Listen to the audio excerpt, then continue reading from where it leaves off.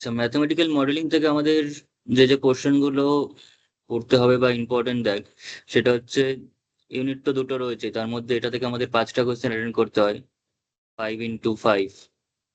আর ওটা থেকে করতে হবে হচ্ছে 4টে কোশ্চেন, কিন্তু সেটা 10 × 2 আকারে থাকে। ঠিক আছে, 10 × 2 অর্থাৎ 20 নম্বর অ্যাটেন্ড করতে হয়। এবার সেই 10টা আবার 5+5 করা থাকে, সেই 10টাকে আবার 5+5 হিসাবে করা থাকে। তো যদি ল্যাপ্লাস ট্রান্সফরমেশনের কথা আসি, প্রথম আমাদের ইউনিট 1-এ যেটা রয়েছে সেটা হচ্ছে ডিফারেনশিয়াল ইকুয়েশনের পোর্শন।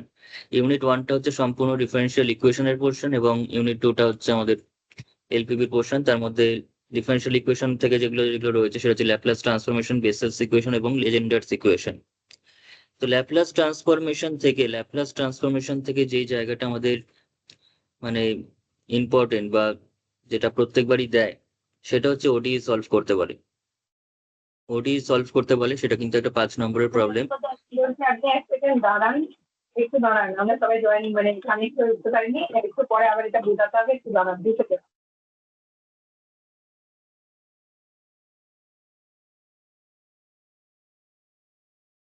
এক জায়গাতেই তো আছিস, সবাই এতজন জয়েন করে কি করবি? 2-3জন জয়েন করলে তো হয়ে যাবে, 3জন মতো কর। আপনি দাঁড়ান না একটু।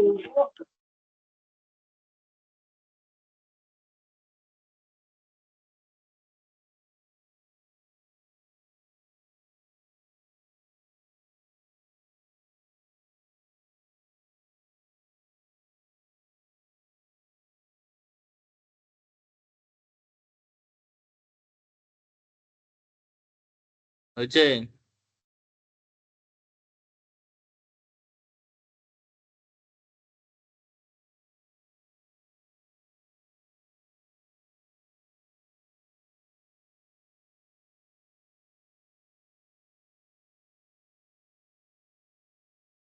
হ্যালো?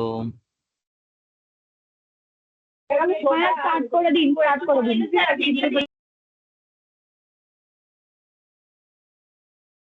আচ্ছা, তো যেটা বলছিলাম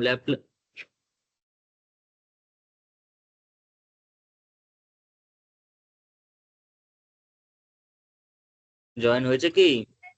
দাদা সঞ্চয়িতাকে জয়েন করো।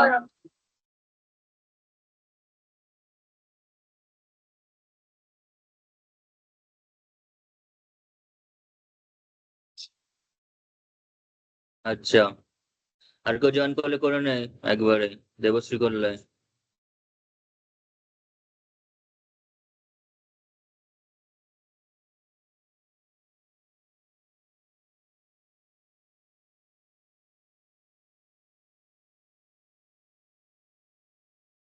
আচ্ছা, তো যেটা বলছিলাম, তো আমাদের ল্যাপ্লাস ট্রান্সফরমেশন থেকে 3টে টাইপের প্রবলেম আসে। সেটা হচ্ছে আমাদের বলবে ল্যাপ্লাস ট্রান্সফরমেশন বের করে একটা ফাংশন দিয়ে, কিংবা তার ইনভার্স ল্যাপ্লাস ট্রান্সফরমেশন বের করে এবং ওটি সলভ করতে বলবে সেটা দিয়ে।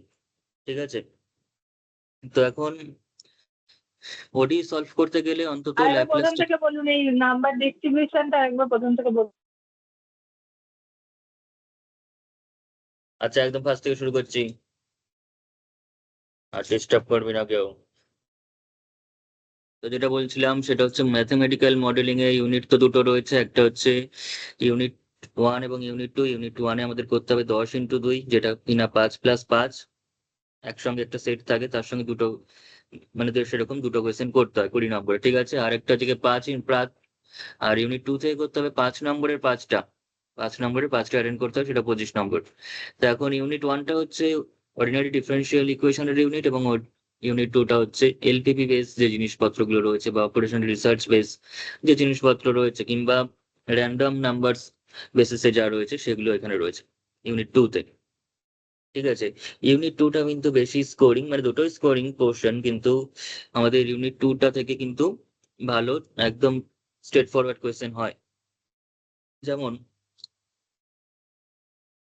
ইউনিট 1-এ যদি বলি, ইউনিট 1-এর ল্যাপ্লাস ট্রান্সফরমেশন থেকে 3টে টাইপের কোয়েশ্চেন এখানে দেখতে পাচ্ছি। একটা হচ্ছে ফাইন্ড এল এবং ফাইন্ড এল ইনভার্স। অ্যাকচুয়ালি আমি শর্টে লিখেছি, এটা বলতে চাইছে হচ্ছে ল্যাপ্লাস ট্রান্সফরমেশন ফাইন্ড করতে বলবে একটা ফাংশন দিয়ে, এবং আরেকটা বলবে হচ্ছে তোর ইনভার্স ল্যাপ্লাস ট্রান্সফরমেশন ফাইন্ড করতে। তো তার জন্য কিছু ফর্মুলা রয়েছে, বেশ অনেকগুলোই ফর্মুলা রয়েছে এবং কিছু প্রপার্টিজ রয়েছে, যেমন first shifting property, second shifting property, তারপর ডিফারেন্সিয়েশনের জন্য ল্যাপ্লাস ট্রান্সফরমেশন বা ইন্টিগ্রেশনের জন্য সেরকম টাইপের বেশ কিছু প্রপার্টি রয়েছে, এবং একটা ইম্পর্টেন্ট থিওরেম রয়েছে, সেটাকে বলা হয় কনভলিউশন থিওরেম। তো সেই সমস্ত দিয়েই ফাইন্ড এল এবং এল ইনভার্স আমরা এই দুটো পোর্শন করতে পারি। তার জন্য অনেক কিছু আমাদের জানতে হবে। ঠিক আছে, এটা করতে গেলে কিন্তু অনেক কিছু জানতে হবে, কিন্তু একটা যেটা কোয়েশ্চেন কনফার্ম সেটা হচ্ছে ওডি সলভ করতে হবে 5 নম্বরে। 5 নম্বর সেটা আসবেই আসবে, প্রত্যেকবারই আসে, একবারও বাদ নেই। তো সেই ওডি সলভটা সেটা কিন্তু আমরা করতে পারি খুব ইজিলি, কিন্তু তার জন্য একটু এল এবং এল ইনভার্সের যে বেসিক ফর্মুলাগুলো অ্যাটলিস্ট সেগুলো জানতে হবে। এল এবং এল ইনভার্সের যে বেসিক ফর্মুলাগুলো সেগুলো কিন্তু আমাদের জেনে রাখতে হবে। কি কি জানতে হবে এই দুটো থেকে? এই দুটো থেকে জানতে হবে হচ্ছে ফর্মুলা, প্লাস ডিফারেন্সিয়েশনের জন্য যে এক্সপ্রেশনটা হয়, ডিফারেন্সিয়েশনের জন্য যে ফর্মুলাটা হয় ল্যাপ্লাস ট্রান্সফরমেশনের, সেটা আমাদের জানতে হবে। জানলে কিন্তু ওডিটা সলভ করতে পারবো ইজিলি, এবং 5 নম্বর কিন্তু সহজেই পেয়ে যাবো। ঠিক আছে, এবার চলে আসি বেসিস ইকুয়েশন এবং লেজেন্ডার্স ইকুয়েশন। এগুলো বলা হয় স্পেশাল টাইপ অফ ইকুয়েশন বা স্পেশাল ফাংশন বলা হয়। এখান থেকে যে ফাংশন গুলো জেনারেট করে বা রেকারেন্স রিলেশন গুলো জেনারেট করে, সেখানে যে বেসিস ইকুয়েশন থেকে জেনারেল জেএনটা তৈরি হয়, এবং লেজেন্ডার্স ইকুয়েশন থেকে পিএন তৈরি হয়, যেগুলোকে আমরা বলে থাকি হচ্ছে স্পেশাল ফাংশন। কারণ সেটা একটা স্পেশাল টাইপ অফ ইকুয়েশন থেকে রেকারেন্স রিলেশনের মাধ্যমে জেনারেট করে, তাই এগুলোকে বলা হয় স্পেশাল ফাংশন। তো জেএন এর কিছু রেকারেন্স প্রপার্টি রয়েছে, সেই প্রপার্টি বেসড কোয়েশ্চেন কিন্তু পরীক্ষাতে আসে। এবং বেসেলস এর যে জেনারেল ইকুয়েশন, সেই জেনারেল ইকুয়েশন না আসলেও সেখানে যে এন এর ভ্যালুটা সামথিং কিছু 2 বা 4 এই সমস্ত দিয়ে আমাদের কিন্তু ইকুয়েশন সলভ করতে বলে। কিন্তু ইকুয়েশন যে সলভ করতে বলছে, সেটা সলভ করতে বললেও তার সেটা কিন্তু অনেকটা বড় একটা পোর্শন। ইকুয়েশন সলভ করাটা অনেক ভাস্ট একটা পাওয়ার সিরিজ সলিউশন করতে হয়। তার থেকে জেএন এর অঙ্কগুলো যদি অ্যাটেন্ড করতে পারি তাহলে কিন্তু বিশেষ সুবিধা হবে। তাহলে আমরা যদি এটা করি, জেএন এর অঙ্ক করি এবং পিএন এর অঙ্কগুলো করি, ঠিক আছে, পিএন রিলেটেড যে রেকনসিলিয়েশন গুলো রয়েছে, তো সেখানে বিশেষ কিছু ফর্মুলা রয়েছে, যেমন ক্যারেক্টারিস্টিক ফাংশনের ফর্মুলা, তারপর আরেকটা খুব ইম্পর্টেন্ট ফর্মুলা রয়েছে, সেটা হচ্ছে রোড্রিক্স ফর্মুলা বলা হয়। তো সেই ফর্মুলাগুলো যদি করি তাহলে এই তিনটা থেকে কিন্তু আমরা ইজিলি 20 নম্বর অ্যাটেন্ড করতে পারি। 20 নম্বরই অ্যাটেন্ড করতে পারি, 20-20 অ্যাটেন্ড করা যায়। ঠিক আছে, খুব কম, মানে খুব রেয়ার কেসে এমন হয়েছে যে 20 অ্যাটেন্ড করা যায়নি এই তিনটা জিনিস করে। ঠিক আছে, কিন্তু মোস্ট অফ দি কেসে কিন্তু আমরা এই তিনটে জিনিস যদি ভালো করে করি, জেএন এর অঙ্ক, পিএন এর অঙ্ক এবং ওডি সলভ করা, তার জন্য কিছু সামান্য ফর্মুলা জেনে নিয়ে করে নেবো এটার, তাহলে কিন্তু 20 নম্বর একদম ধরা বাঁধা এখান থেকে। 20-20 অ্যাটেন্ড করা যায়। যদিও এমসিকিউ তে গিয়ে একটু প্রবলেম হবে শর্ট কোয়েশ্চেনে, কারণ শর্ট কোয়েশ্চেনে এই এল এবং এল ইনভার্সের জায়গাটা যদি পুরোপুরি স্কিপ করিস, মানে শুধুমাত্র এটার জন্য শিখিস, তাহলে কিন্তু এমসিকিউ তে হয়তো কখনো কখনো একটু প্রবলেম ফেস করতে হবে, কারণ কখনো এল বার করতে বলে, এমসিকিউ তে এল ইনভার্স বার করতে বলে, কিন্তু বড় কোয়েশ্চেনে কিন্তু এগুলো বার করতে দেয়, কিন্তু এই তিনটে জিনিস করা থাকলে হয়ে যাবে। ঠিক আছে, যদি আমি ভিডিও যা দিয়েছি সেখানে সবই করা আছে। ল্যাপ্লাস ট্রান্সফরমেশনের উপরই 12-13টা ভিডিও রয়েছে, 13টা মতো ভিডিও রয়েছে। তো তার মধ্যে এল ইনভার্স কি করে ফাইন্ড করতে হয়, যদি ধৈর্য ধরে দেখতে পারিস, টাইম পাস, তাহলে পুরোটাই কভার করতে পারবি তোরা। এবার আমি মেন যে জায়গাটা সেটা হচ্ছে ইউনিট 2। ইউনিট 2টা হচ্ছে একদম সিস্টেমেটিক একটা ইউনিট, মানে পর পর ধরে বলা যায় যে কি কি আসে। তো এখান থেকে ইউনিট এলপিবি, সলিউশন অফ এলপিবি, যেটা কিনা আমাদের সলিউশন অফ এলপিবি আমরা প্রিভিয়াস সেমেও করেছি।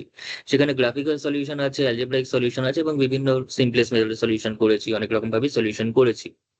কিন্তু এখানে যেটা রয়েছে সেটা হচ্ছে গ্রাফিক্যাল এবং অ্যালজেব্রাইক সলিউশন, যার মধ্যে অ্যালজেব্রাইক সলিউশন কিন্তু আমরা নর্মাল এলপিপির মধ্যে প্রিভিয়াস সেমে করিনি। আমরা শুধুমাত্র গ্রাফিক্যাল সলিউশনটা করেছি, এবং গ্রাফিক্যাল সলিউশনটা ওখানে যেটা করেছি সেটাই আসে পরীক্ষায়। সেই প্রবলেমগুলোই আবার রিপিট হয়, এবং একটা প্রবলেম প্রত্যেকবারই আসে। তো যদি প্রিভিয়াস সেমে ভিডিও থেকে বা লেকচার থেকে তোর এখানে গ্রাফিক্যাল সলিউশনটা একবার একটু রিপিট করে নিস, যেগুলো ওখানে শিখেছিলি, সেটাই কিন্তু এখানে একটা কোয়েশ্চেন তোরা পেয়ে যেতে পারবি। কিন্তু তার থেকেও যেটা সহজ মেথড এই গ্রাফিক্যাল সলিউশনের থেকেও, সেটা হচ্ছে অ্যালজেব্রাইক মেথড। এবং অ্যালজেব্রাইক মেথডটা কিন্তু বেশ ভালো একটা মেথড, খুবই সিম্পল মেথড। সিম্পল ওয়েতে আমরা এর সলিউশন বের করতে পারি। তো আমি এটা করাবো, অ্যালজেব্রাইক মেথডটা করানো করানো আছে, আমি এগুলো সব রিপিট করবো। Random number generation, random number থেকে কি কি কোয়েশ্চেন আসে, কিভাবে কোয়েশ্চেনটা আসে? আসে হচ্ছে মেথডটা জেনারেট করতে, মানে মেথডটাকে ডেসক্রাইব করতে বলে। মিডিল স্কোয়ার মেথড এবং লিনিয়ার কংগ্রুয়েন্স মেথড, দুই ধরনের মেথড হয়। তার মধ্যে আরো মেথড আছে, মাল্টিপ্লিকেটিভ কংগ্রুয়েন্স মেথড আছে, সেই সময় আমরা এখানে সিলেবাসের মধ্যে নেই যেহেতু আমি লিখিনি, কিন্তু মেথডটাকে ডেসক্রাইব করতে বলে। এটা একটা বোকা বোকা কোয়েশ্চেন দেয়, মানে মিডল স্কোয়ার মেথডে কি করতে হয় তার স্টেপ গুলো পরপর লিখতে বল, যেটা আগের বার 2024-এ এসে গেছে। এবং সেই সঙ্গে একটা প্রবলেমও চলে এসেছে, থিওরি প্লাস প্রবলেম দুটোই কিন্তু মিডল স্কোয়ার মেথড থেকে চলে এসেছে পরীক্ষাতে। ঠিক আছে, লিনিয়ার কংগ্রুয়েন্স মেথড হচ্ছে এবার most important method for this year, linear congruence method. এবং সেটারও মেথড আমরা মুখস্থ রাখতে হবে, বিকজ এটার যে মেথডটা সেটা 2022-এ এসছে। মেথডটাকে ডেসক্রাইব করতে বলেছে, মেথড মুখস্থ করার কোনো ব্যাপার না। আমরা যদি প্রবলেম বুঝে যাই, প্রবলেমটাকে আগে প্রবলেম বুঝি, সেই প্রবলেমটাকে বুঝলেই সেটাকে নিজের ভাষায় লিখে দিলে ওটাই মেথড হয়ে যাবে। ঠিক আছে, এবং এর প্রবলেমটাও খুব ইম্পর্টেন্ট। ঠিক আছে, তো মেথডটা 2022-এ যেহেতু এসছে, আমাদের মেথডটা মুখস্থ করতেই হবে। আর প্রবলেমটা আমি করাবো, বোঝাবো জিনিসটা পুরো ডিটেলসে, যে কি কি মানে কোয়েশ্চেন সেখান থেকে আসতে পারে প্রবলেম থেকে। একটা প্রবলেমের মাধ্যমে সমস্তটা ডিসকাস করবো আজকে। আর এদিকে চলে আসি নেক্সট যে চ্যাপ্টার, এখানে তাহলে মেথড আসছে প্লাস প্রবলেম আসছে। এবার মন্টে কার্লো যে সিমুলেশন, ঠিক আছে, মন্টে কার্লো সিমুলেশনের মধ্যে আমাদের দুটো জিনিস ফাইন্ড করতে পারে। এখান থেকে অ্যাকচুয়ালি যে কোয়েশ্চেনটা আসে সেটা হচ্ছে অ্যালগোরিদম লিখতে বলে। এখানে কোনো অঙ্ক না, জাস্ট কম্পিউটারে যেরকম তোরা অ্যালগোরিদম ফ্লো চার্ট করে থাকিস তার মধ্যে অ্যালগোরিদমটা স্টেপ গুলো লিখতে বলে। ঠিক আছে, এরিয়া বা ভলিউম যে কোনো কিছুই আসতে পারে। ঠিক আছে, আমি যদি ভিডিওটা কতটা কি দেখেছিস জানি না, ভিডিওতে আমি একটা জাস্ট ফরম্যাট তৈরি করে দিয়েছি, সেই ফরম্যাটের মধ্যে শূন্যস্থান রেখে রেখে করেছি। জাস্ট প্রবলেম টু প্রবলেম সেই শূন্যস্থানগুলো ফিল আপ করে দিলেই তোদের পুরো ইয়ে হয়ে যাবে, অ্যালগোরিদম তৈরি হয়ে যাবে। বিভিন্ন একটা জাস্ট মুখস্থ করবি, সেখান থেকে যে কোনো প্রবলেম দিলে তোরা অ্যালগোরিদম লিখে দিতে পারবি, শুধুমাত্র শূন্যস্থানের জায়গায় ABC এগুলোর ভ্যালু বসিয়ে দিতে হয়। ঠিক আছে, সেইভাবেই ফরম্যাটটা তৈরি করে দিয়েছি আমি ওখানে। তো এটা ভিডিওতে খুব সুন্দর করে করা আছে, তাও আমি একটা নাহলে দরকার হলে করিয়ে দেবো। হারবার সিস্টেম প্রবলেম প্রতিবারই আসে, হারবার সিস্টেম প্রবলেম, বা যেটাকে মর্নিং রাশ আওয়ার বলা হয়, মর্নিং রাশ।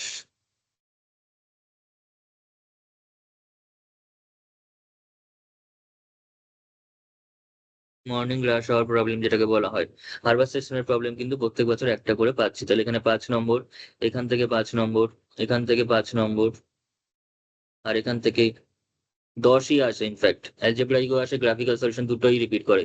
তো কোনো একটা বার হয়তো একটা মেথড দেয়নি, কিন্তু দুটোই আসে মেনলি। আমি ধরলাম 5ই ধরলাম এখান থেকে, তো 20 নম্বর হয়েই গেল। এইবার চলে আসি হচ্ছে পরের যে পোর্শন, কিউং থিওরি। কিউং থিওরি থেকে আমাদের দুটো কোয়েশ্চেন আসেই, আর সেন্সিটিভিটি থেকে একটা ধরে আসে, একটা বা দুটো যাই আসুক না কেন, দুটো কোয়েশ্চেন আসেই। তোরা যদি এই পুরো কোয়েশ্চেনটাকে ভালো করে রেডি রাখিস, তাহলে কিন্তু তোরা এখান থেকে 5টা কোয়েশ্চেন অ্যাটেন্ড করতে পারবি। ঠিক আছে, তাহলে সেন্সিটিভিটিটাকে তোরা একটু অ্যাভয়েড করার চেষ্টা করবি। আমি যদি অ্যাভয়েড করতেই হয়, সেন্সিটিভিটি অ্যানালিসিসটাকে অ্যাভয়েড করতে হবে, কারণ সেন্সিটিভিটিটা তুলনামূলক অন্যগুলোর থেকে কঠিন।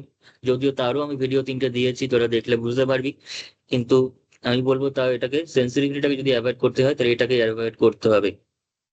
কারণ এখানে কিন্তু যদি বাই চান্স এখানে কোনো কোনো অঙ্কে সিমপ্লেক্স টেবিল লাগে, এখানে সিমপ্লেক্স টেবিলের লাস্ট টেবিলটা যদি দিয়ে দেয় তো ভালো কথা, যদি না দিয়ে থাকে তাহলে কিন্তু এই প্রবলেমটা অনেক বেশি চাপের হয়ে যাবে। আর একটা প্রবলেম আসে এখান থেকে, একটা প্রবলেমের জন্য আমরা কিন্তু বিশেষ খাটবো না, আমরা সেই টাইমটা কিউইং থিওরির পেছনে দিলে আমাদের বেশি লাভজনক সেটা হবে।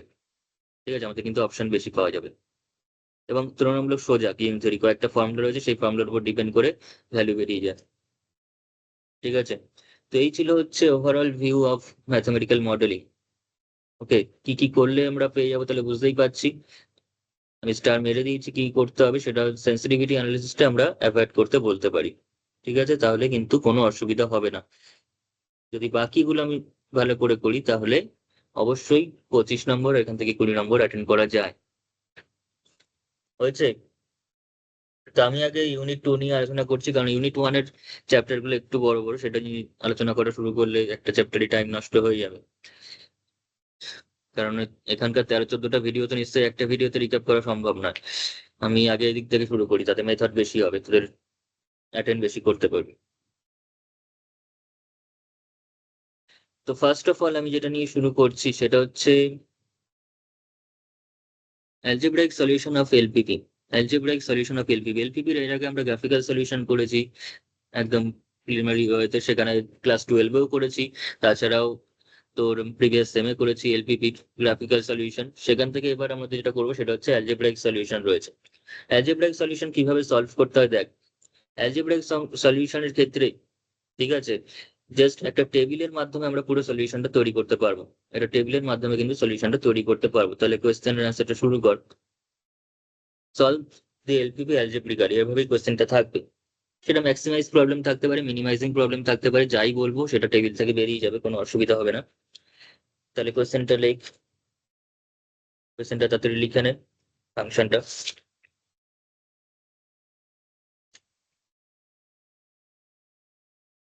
হয়েছে? বলছি কি এটা কোন ইয়ারের প্রবলেম গো?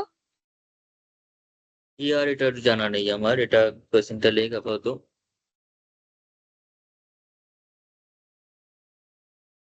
ইয়ারটা দেখানো, ইয়ারে নাও আসতে পারে, তোর সলিউশনটা কর। আচ্ছা দেখ, এখানে আমরা দেখতে পাচ্ছি যে এলপিপি তে একটা লেস ইকুয়াল টু সাইনে রয়েছে, একটা গ্রেটার ইকুয়াল টু সাইনে রয়েছে। তার মানে এখানে আমাদের স্ল্যাক ভ্যারিয়েবলের প্রয়োজন পড়বে এখানটাতে। এখানটা দরকার পড়বে আমাদের slack variable, and the second constant, সেখানে আমরা সারপ্লাস ভ্যারিয়েবল নেব। ঠিক আছে, সারপ্লাস ভ্যারিয়েবল লাগবে। তো এর ইচ্ছা করে দুটো দুরকম টাইপের কনস্ট্যান্ট নিয়ে আমি করছি, যাতে করে দুটো মেথডই বুঝতে পারি। সেখানে হতেই পারে দুটোই লেস দ্যানে আছে কিংবা দুটোই গ্রেটার দ্যানে আছে, সেটাও হতে পারে। দুটো গ্রেটার দ্যানে থাকলে স্ল্যাক লাগবে, সারপ্লাস। দুটো লেস দ্যানে থাকলে হচ্ছে স্ল্যাকটা লাগবে দুটো, আর দুটো গ্রেটার দ্যানে থাকলে সারপ্লাস লাগবে। ঠিক আছে, তাহলে এখানে লিখ, introducing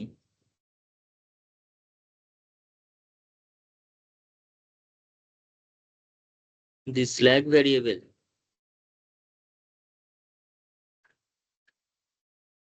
introducing the slack variable কি আছে এখানে, slack variable x1 x2 তো রয়ে গেছে, তাহলে মেন ভ্যারিয়েবল হিসেবে আমরা তাহলে x3 নেব।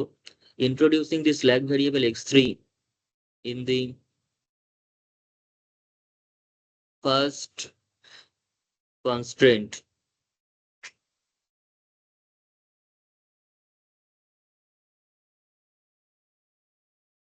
and the surplus variable and the surplus variable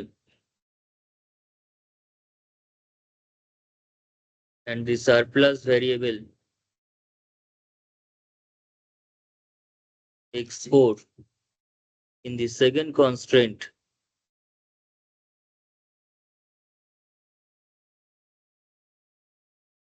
the given LPP, আচ্ছা এরকম ভাবে লেখ, second constraint with cost component with cost component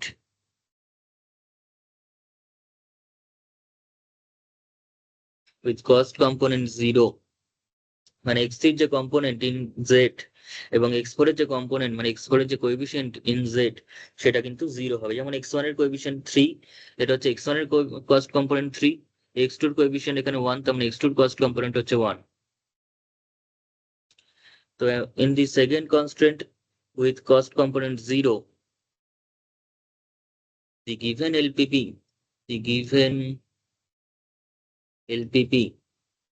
can be expressed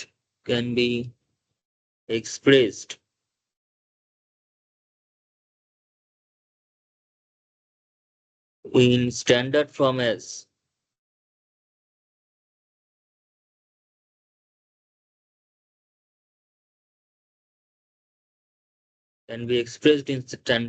as কিভাবে লিখতে পারবো স্ট্যান্ডার্ড ফর্মে, এটাকে লেখা যাবে হচ্ছে মিন জেডটা মিন জেডই থাকুক, is equals to 3x1 plus x2 plus 0x4, sorry 0x3 plus 0x4, cost component গুলো 0 নিয়ে নিলাম। এবার সাবজেক্ট টু দিয়ে কনস্ট্যান্ট গুলোকে লিখতে হবে, সাবজেক্ট টু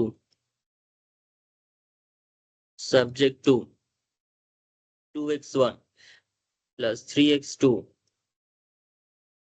plus x3, যেহেতু লেস ইকুয়াল টু আছে তাহলে সেখানে স্ল্যাক ভ্যারিয়েবল প্লাস হয় আর সারপ্লাসটা মাইনাস হয়। সারপ্লাস নামে প্লাস আছে কিন্তু হয় মাইনাস, ঠিক আছে, স্ল্যাক নামে ল্যাক আছে কিন্তু হয় প্লাস। তো 2x1 plus 3x2 plus x3 plus 0x4 লিখতেই পারিস, is equals to 6। এখানে কিন্তু একটা কথা বলে রাখা, সেখানে অ্যালজেব্রাইক মেথডে কোনো আর্টিফিশিয়াল ভ্যারিয়েবলের প্রয়োজন পড়ে না। আর তো অ্যালজেব্রাইক মেথডে কোনো আর্টিফিশিয়াল ভ্যারিয়েবল আমরা নেব না, ঠিক আছে? নো আর্টিফিশিয়াল ভ্যারিয়েবল, ঠিক আছে? আমরা সারপ্লাস হলে সেখানে আর্টিফিশিয়াল ভ্যারিয়েবল নিয়ে এখানে একটা বিগ এম নিয়ে সেখানে কস্ট কম্পোনেন্টে অ্যাড করি, সেই সব কিচ্ছু লাগবে না, কোনো আর্টিফিশিয়াল ভ্যারিয়েবলের প্রয়োজন নেই। মেথড কিন্তু অনেক বেশি সোজা, অত কোনো জটিলতার ব্যাপার নেই যে স্যার সিম্পলেস্ট মেথডের মতো আর্টিফিশিয়াল ভ্যারিয়েবল নিতে হবে, এই করতে হবে সেই করতে হবে, এরকম কিছু করতে হচ্ছে না। x1 প্লাস x2 প্লাস এখানে তার মানে 0x3 হবে, কিন্তু মাইনাস 0x4, 0 না মাইনাস x4, কারণ সারপ্লাস হচ্ছে x4, সেটা মাইনাস হবে অবভিয়াসলি, ইজ ইকুয়ালস টু 1। আর নিচে x1 x2 x3 x4 all are greater equals to 0। Non negativity criteria satisfy করতেই হবে এলপিপি তে থাকতে গেলে। তাহলে এটা হয়ে গেল আমাদের কাছে স্ট্যান্ডার্ড ফর্ম। তো এইবার আমাদের কি করতে হবে, এবার আমাদের এটা অ্যালজেব্রিক্যালি সলভ করতে হবে, তার জন্য একটা টেবিল তৈরি করতে হবে, একটা কম্পিউটেশন টেবিল লাগবে, ঠিক আছে? তো কি করব, এখানে জাস্ট একটু লিখে রাখি, টু সলভ মেথডটা কিন্তু ডেসক্রাইব করছে এখানে, অ্যাকচুয়ালি যেটা করব, to solve the given LPP, to solve the given LPP by by algebraic method,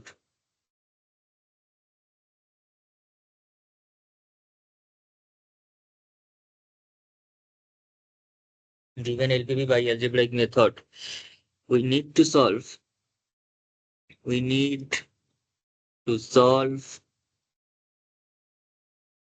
the system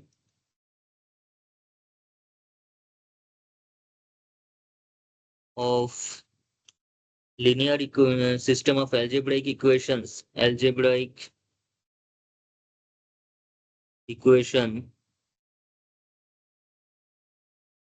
বা লিনিয়ার ইকুয়েশনসও বলতে পারিস, লিনিয়ার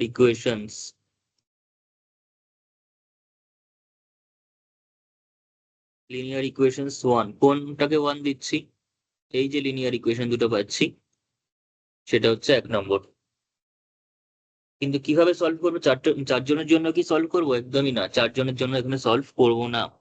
এখানে সলভ করবো হচ্ছে দুটো ভ্যারিয়েবলকে জিরো করে, x1 x2 কে জিরো করলাম, তারপরে x1 x3 মানে যত রকম কম্বিনেশন হতে পারে সেই কম্বিনেশনটা নেওয়া আমি দেখাচ্ছি, কিভাবে আমরা সহজে নেবো এবং কোনো রকম ভাবে কম্বিনেশন মিস যাবে না সেটাও আমি দেখাচ্ছি। কিন্তু আগে এখানে দেখ, linear equations one,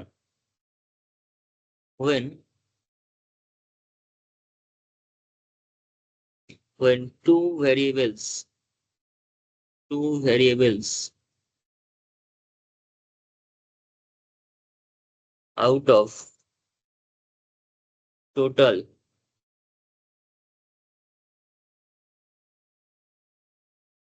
four variables, এখানে কটা ভ্যারিয়েবল আছে, out of two variables, out of total four variables, চারজন ভ্যারিয়েবল এখানে টোটাল রয়েছে, x1 x2 x3 x4 ছিল দুইজন, কিন্তু আরো দুইজন অ্যাড করাতে x3 x4 এসছে, তো চারটে ভ্যারিয়েবলের মধ্যে দুইজনকে জিরো করে নেব। ওকে, দুইজনকে জিরো করে নিয়ে বাকি দুজনের জন্য যে ইকুয়েশনটুকু পড়ে থাকবে সেটাকে সলভ করব। Four variables, out of total four variables, assume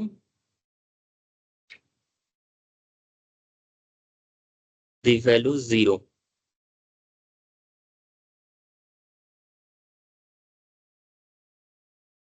মানে দুইজনকে জিরো করে বাকি দুজনকে সলভ করতে হবে, ঠিক আছে? এক্ষেত্রে কটা প্রসিডিওর হতে পারে, যেহেতু তোর চারটে ভ্যারিয়েবল দুটো দুটো করে জিরো করছিস, তাহলে তোরা টোটাল এরকম কেস হতে পারে 4C2 কেস হতে পারে, ঠিক আছে? সেটাও আমি লিখে দিচ্ছি, এই কথাটাও লিখে দিই এখানে। This process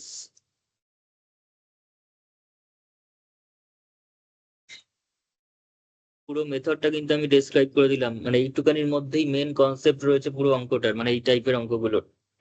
this process can be done in, যেহেতু চারটে ভ্যারিয়েবল, তুই দুটো দুটো করে জিরো করে বাকি দুটো বের করবি, দুটো দুটো করে জিরো করার উপায় কি, চারজনের মধ্যে দুজন করে জিরো করতে পারিস র্যান্ডমলি, তো সেক্ষেত্রে তোর উপায় হচ্ছে 4C2 ইন 4C2। 4C2 মানে কত, 4C2 মানে হচ্ছে তোর কাছে ছটা, 4c2 মানে কত? 6টা। 4 factorial by 2 factorial into 4 minus 2 factorial কত? 24/4, 2 ইন্টু 2, তার মানে 6। 6 উপায় করতে পারি ইন 6 ওয়েজ। ব্যাস, এইবার তোদের কাজ শুরু, আমার কাজ শেষ, এবার তোরা করবি। সেটা হচ্ছে টেবিলটা কি করে করবি দেখ। তাহলে দেয়ার four the computation table the computation table is given by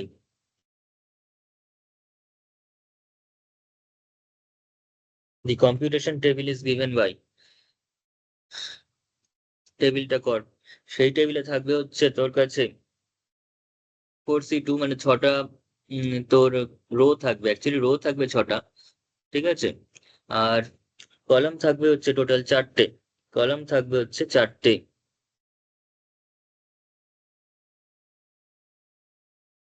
তো এখানে একটা কলাম করলাম, কলাম আমরা নেব হচ্ছে 4টে। একটা,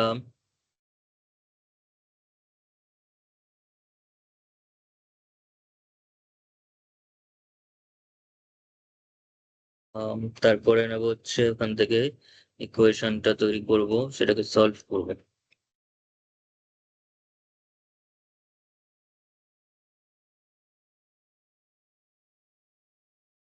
নেক্সট সেটাকে সলিউশন করা হবে।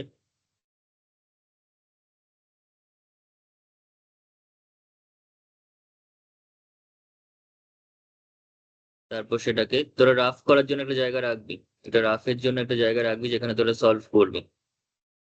ঠিক আছে, এই জায়গাটা এতটা বড় রাখলাম, লাগবে না যদিও। ঠিক আছে, এবার শুরু কর। ধর প্রথমটা কি কি এখানে আগে কলমের হেডিং গুলো দিয়ে নে। ফার্স্ট অফ অল এখানে লিখবি হচ্ছে variables with zero solution. First লিখবি হচ্ছে ভ্যারিয়েবলস উইথ জিরো সলিউশন, মানে দুজন দুজন করে জিরো করব, সেই দুজনকে এখানে লিখবো উইথ জিরো সলিউশন।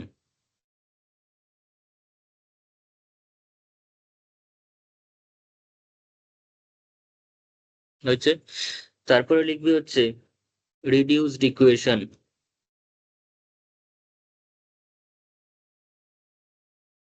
কোন রিডিউস, মানে ওই 1 নম্বরে যে লেখা আছে 4টে ভ্যারিয়েবল দিয়ে সেখানে দুজনকে জিরো করার পর যেটুকুনি পড়ে থাকবে রিডিউসড ইকুয়েশন, সেটা রিডিউসড ইকুয়েশন। সেই রিডিউসড ইকুয়েশনের সলিউশনটাকে এখানে লিখবি। এই সলিউশনটা তো তোর মুখে মুখে সবগুলো হবে না, তোর কিছু করতে হবে, সেই করাটা রাফে করবি, সেই করাটা রাফে করে নিবি। আর এখানে লিখে রাখ যে ভ্যালু অফ জেড, এটা একটু বড় হয়ে গেছে, এটা লাগবে না এতটা। হচ্ছে, ব্যাস এবার শুরু কর। কি কি কন্ডিশন আসতে পারে আগে লিখি। প্রথম যেটা আসতে পারে সেটা হচ্ছে 6টা আসবে, তো আমি প্রথমে করলাম x1 ইকুয়াস, নিয়মটা বোঝ, খুব সহজে তোরা করতে পারি। x1 ইকুয়াস টু 0, x2 তোর কাছে আছে x1 x2 x3 x4, তুই জিরো গুলো আগে লিখে নে। প্রথম x1 x2 জিরো করবি, তারপর করবি হচ্ছে x1 এর পর আর কে কে আছে 2 3 4, তাহলে x1 কে জিরো রেখে 2 3 4 তিনজনকে একবার জিরো করে নে। x1 কে জিরো ফিক্সড রেখে তুই বাকি দুজনকে জিরো করে নে, হয়ে গেল। ব্যাস, x1 দিয়ে আর কোনো জিরো অন্যগুলো লাগবে না।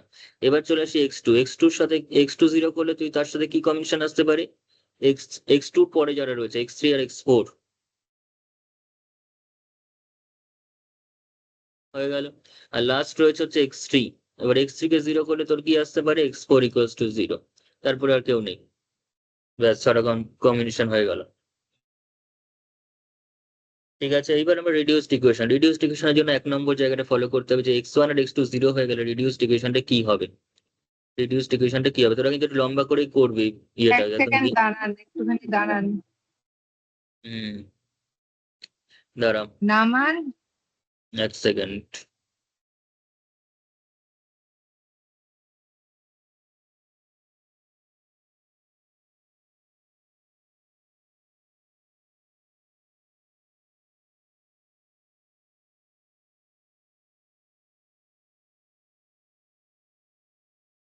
হয়েছে?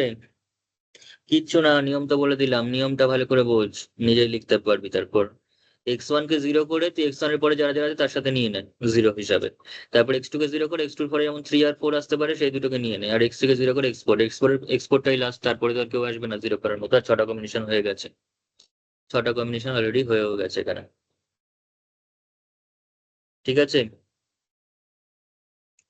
এবার x1 আর হ্যাঁ x2 ঠিক কে আছে। 0, x1 আর x2 কে 0 করলে 1 নম্বর থেকে যে রিডিউসড ইকুয়েশনটা পাচ্ছি সেটা কি দেখ। এখন কোনো মিন জেড এর এটার কোনো ব্যাপার নেই, জেড এর কোনো দরকার নেই, জেডটা পরে দেখা যাবে।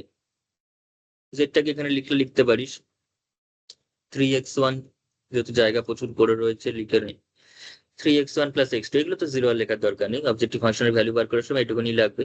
তো যেটা বলছিলাম তোর কাছে, এবার তুই এটা 0 ধরেছিস, এটা 0 ধরেছিস, তাহলে তোর কাছে পড়ে থাকলো x3 equals to 6, x3 equals to 6, এটা একটা ইকুয়েশন, x3 ইকুয়ালস টু 6 সেটা একটা ইকুয়েশন পড়ে থাকছে।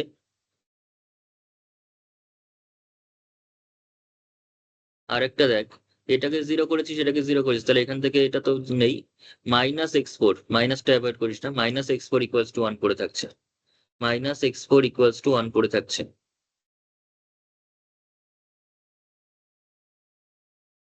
তাহলে সলিউশনটা কি হচ্ছে, x1 equals to 0, x2 equals to 0, x3 equals to 6, আর x4 equals to -1, x4 equals to -1, যেটা কিন্তু নন নেগেটিভিটি ক্রাইটেরিয়াকে ভায়োলেট করছে, নন নেগেটিভিটি ক্রাইটেরিয়াকে কিন্তু স্যাটিসফাই করছে না। এটা এই তিনটা ঠিকঠাক ছিল, কিন্তু এইটা কিন্তু এক্সপোর্টটা নেগেটিভ দিয়ে দিচ্ছে, ফলে এখানে জেড এর কোনো ভ্যালু আমরা ক্যালকুলেট করতে পারবো না, বিকজ এখানে নন নেগেটিভিটি ক্রাইটেরিয়াকে কিন্তু স্যাটিসফাই করছে না। তাহলে এখানে লিখে রাখ যে non negativity criteria does not satisfy, বা যে কোনো কিছু না ডাজ নট হোল্ড লিখতে পারিস, অনেক কিছু লিখতে পারিস, non negativity criteria, non negativity criteria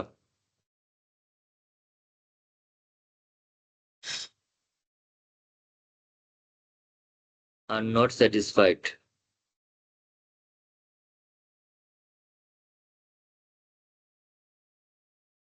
ঠিক আছে, ব্যাস, নিয়ম বুঝে গেছিস, এবার করা শুরু কর, এবার কিন্তু বুঝে বুঝে কর। তারপর x3 x1টা 0 আর x3টা 0 কর, x1 0 x3 0 হলে কি হবে দেখ, x1 0 এবং x3 0 হলে কি হবে,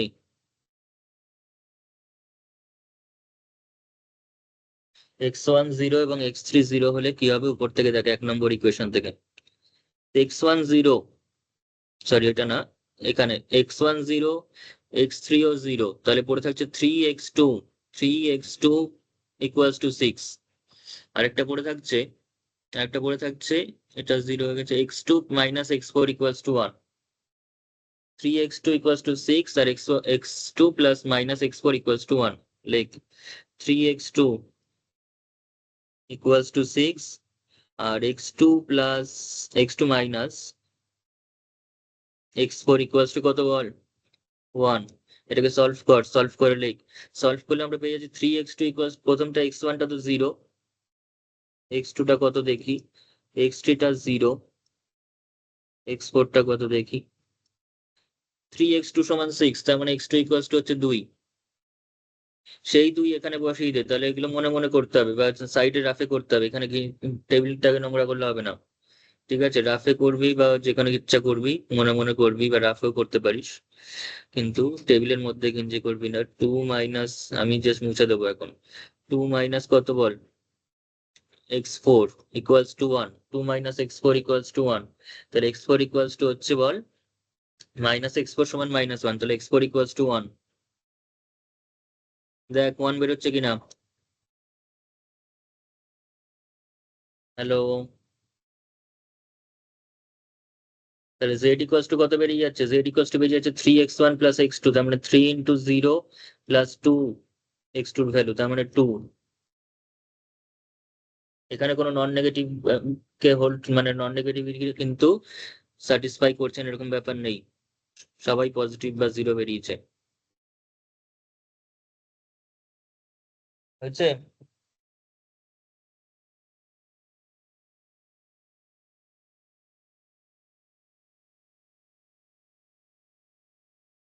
হ্যালো, এসে গেছে, হ্যাঁ হয়েছে। হুম,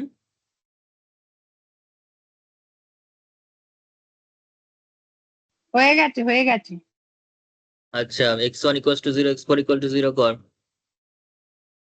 x1 0, x4 0, এমনিতে 0। তাহলে কি পাচ্ছিস দেখ, 3x2 plus x3, sorry 3x2 plus x পুরোটাই পাচ্ছিস ইকুয়াল টু 6, আর মাইনাস আর প্লাস x2 সমান 1। 3x2 প্লাস x3 সমান 6, 3x2 প্লাস x3 সমান 6, আর x2 সমান কত 1। তাহলে x2 যদি 1 হয় তাহলে x1 টা এখানে 0 ধরেছিস, x2 টা 1 পেলি, x3 টা কত পেলি দেখ, x3 পেয়ে যাচ্ছিস হচ্ছে এখানে 3, তাই তো।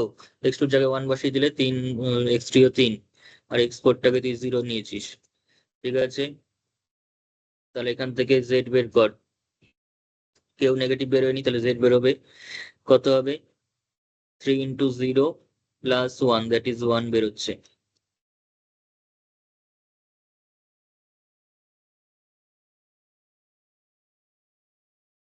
তারপরে কর x2 0, x3 0, x2 0, x3 0, x2 0, x3 0, তাহলে 2x1 equals to 6, আর x1 minus x4 সমান 1, 2x1 সমান 6। বল কি হবে? x1 equal to 3 আবার x4 equal to 2 তা হবে। ইকুয়েশনটা বল, 2x1 equals to 6, আর x1 প্লাস কত আছে,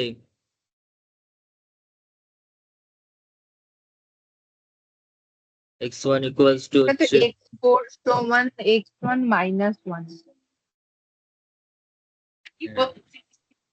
তাহলে x1 সমান 3, x2 সমান 0 নিয়েছিস, x3 সমান 0 নিয়েছিস, x4 সমান নিয়েছিস হচ্ছে, তাহলে x4 সমান কত আসবে, এখানে তুই 3 বসিয়ে দিস, তাহলে 1 minus 3, that is -2, non negativity -2 আসছে। দাঁড়াও, আমার -2 আসেনি, আমার x1 equal to 3 আসবে কি এসছে আর করে, x4 equal to 2 এসছে। ইকুয়েশনটা বলতে বলছি তো তখন থেকে, ওটা 2 মাইনাস আসবে x4 হবে 2। তো মাইনাস x4, তাহলে 2। তারপরে বল ইকুয়েশন গুলোকে বল তো পরপর। এবার x2 0, x4 0 কর, x2 0 আর x4 0, x2 0 আর x4 0, তার মানে 2x1 plus x3 equals to 6, 2x1 plus x3 সমান 6, আর আর x1 সমান 1, 2x1 plus x3 সমান 6, এখান থেকে পাচ্ছি 2x1 plus x3 সমান 6, আর x1 সমান হচ্ছে 1, আর লাস্টেটা কি পাচ্ছিস, x3 expose 0 করলে অ্যাকচুয়ালি যেটা রয়েছে ওখানে, মানে কোয়েশ্চেনে যেটা দিয়েছিল, মানে এইটুকুনি কোশ্চেন পাচ্ছিস তোরা, এইটুকুনি পাচ্ছিস। এইটুকুনিতে কি আছে, 2x1 plus 3x2 সমান 6, আর x1 plus x2 সমান 1, এটাকে আলাদা করে সলভ কর। x1 equal to -3, x2 equal to 4। তো 2x1 plus 3x2 equals to 6, আর x1 plus x2 equals to হচ্ছে 1, হচ্ছে। এগুলোকে এবার সলভ করে নে, এগুলোকে সলভ করলে এবার চলে আসবে,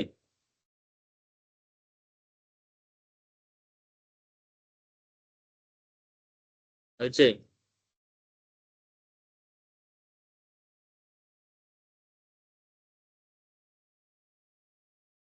কর এবার। ফার্স্ট এরটা হবে হচ্ছে x1 equal to 1, x3 equal to 4, আর লাস্ট এরটা হবে হচ্ছে x1 equal to -3, x2 equal to 4।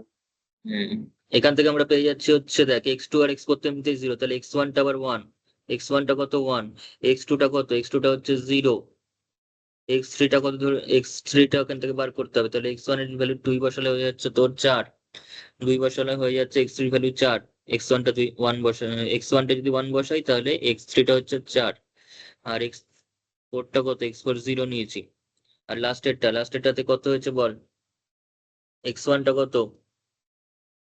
-3 R x2 কত?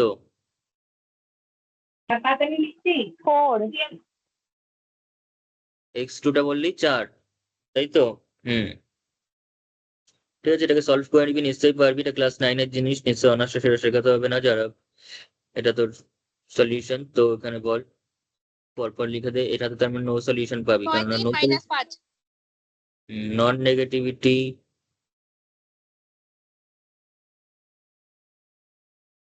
criteria are not satisfied.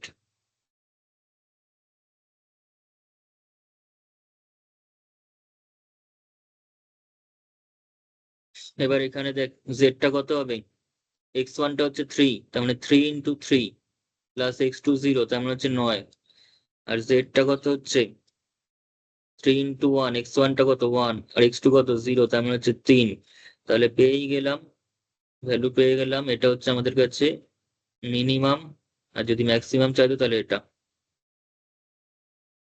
কি আছে অঙ্কগুলোতে, এর থেকে অনেক কঠিন মেথডে তোরা এলপিপি সলভ করেছিস। ঠিক আছে, হয়েছে।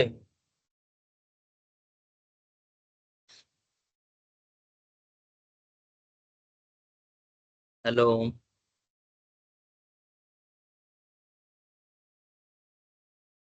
লাস্ট অ্যান্সার লিখবি শুধুমাত্র, অ্যান্সারের জায়গায় লিখ therefore from the above table, from the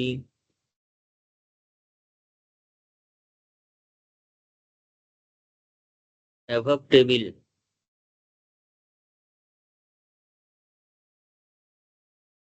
the required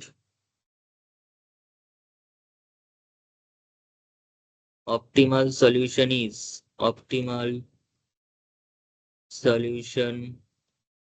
এখানে ম্যাক্সিমাম চাইনি, মিনিমাম চেয়েছে, তাহলে মিনিমামের জন্য আমাদের এটা চেয়েছে, তো মিনিমামের জন্য এটা হচ্ছে সলিউশন। সলিউশনটা কি x1 ইকুয়ালস টু 0 আর x2 ইকুয়ালস টু 1। সলিউশনটা হচ্ছে x1 equals to 0, x2 equals to 1। কোনো স্ল্যাশ আর প্লাস কে লিখতে হয় না সলিউশনের সময়, অ্যান্সারের সময়। ঠিক আছে, অনলি মেন যে ডিসিশন মেকিং ভ্যারিয়েবল গুলো রয়েছে, যেগুলোকে আমরা এলপিপি তে ইনক্লুডেড, যেটা কোয়েশ্চেনের মধ্যে, সেটাকে বলা ডিসিশন ভ্যারিয়েবল, তাদের উপর ডিপেন্ড করে অ্যান্সারটা লিখতে হয়। আর এটা কোথা থেকে optimal, লিখলেন x1 0 x2 1? এই যে এটা যে লাইনে পেয়েছিস, এটা যে লাইনে পেয়েছিস, ঠিক আছে, ও মানে এটা মিনিমাম বের করতে দিয়েছে বলে এই ভ্যালু গুলোর মধ্যে যেটা মিনিমাম সেখান থেকে দেখে লিখবে। হ্যাঁ, সরি এটা না, এটা থেকে পেয়েছিস। হয়েছে। দাদা হুম, বলছি কি, যে প্রথম যে এটা ছিল x1 ইকুয়াল টু 0 আর x2 ইকুয়াল টু 0, ওখানে তোমার সলিউশনটা বেরিয়েছিল হচ্ছে z ইকুয়ালস টু 0। তো আমি z ইকুয়ালস টু 0টা কেন নিতে পারবো না? নন নেগেটিভ তো ওখানে বেরোয়নি, মানে 0 বেরিয়েছে, নেগেটিভ তো বেরোয়নি আর পজিটিভও বেরোয়নি, 0 বেরিয়েছে, তাহলে ওটাকে আমরা নিতে পারলাম না কেন? ওই দেখো, এইটা নেগেটিভ, ওইখানে ভ্যালু নেগেটিভ হয় নাকি? জেড এর ভ্যালু নেগেটিভ বলে আমরা নেবো না, ওরকম কোনো কথা নাকি? x1 x2 x3 আচ্ছা ভ্যালু ঠিক আছে, নেগেটিভ হলে তখন নেবো। ঠিক আছে, এইটা আচ্ছা নেগেটিভ দেখে আমরা ওটার জেড ক্যালকুলেটই করবো না। যেমন এখানে কোথায় গেল, এই যে নেগেটিভ দেখে এটা ক্যালকুলেটই করিনি। ক্যালকুলেট করে তো নিশ্চয়ই কিছু একটা বেরোবে, কিন্তু ক্যালকুলেটই আমরা করবো না ওগুলো থেকে। and the optimal value is z mean। z mean তো দেখতেই পাচ্ছিস, এক বেরিয়েছে। বোঝা গেছে? এই টাইপের অঙ্ক এলে আশা করি পরীক্ষায় আর কোনো প্রবলেম হবে না। একটা পজিটিভ মানে একটা গেটার রিকোয়েস্ট, একটা নেগেটিভ দিয়ে আমি করিয়ে দিলাম। ঠিক আছে, একটা অঙ্ক তোদের হোমওয়ার্ক দিচ্ছি।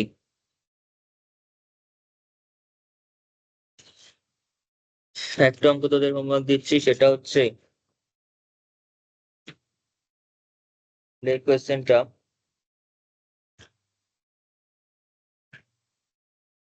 তাহলে এখানে লিখে রাখ হচ্ছে অ্যালজেব্রাইক মেথডে সলভ করতে হবে, তাই তো?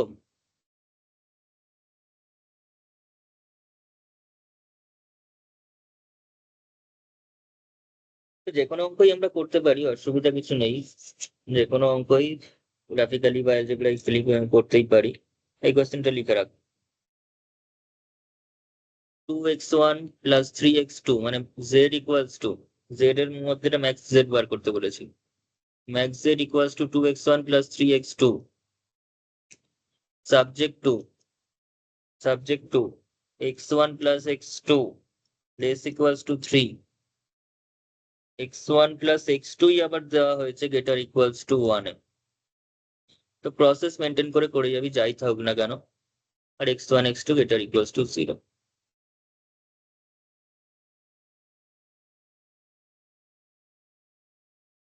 ঠিক আছে, প্রসেস মেনটেন করে নিজেরা করবে,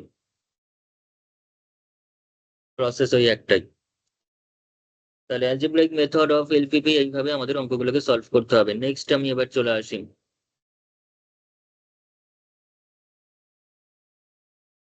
স্যার আগের পেজটা আরেকবার দেখান। হুম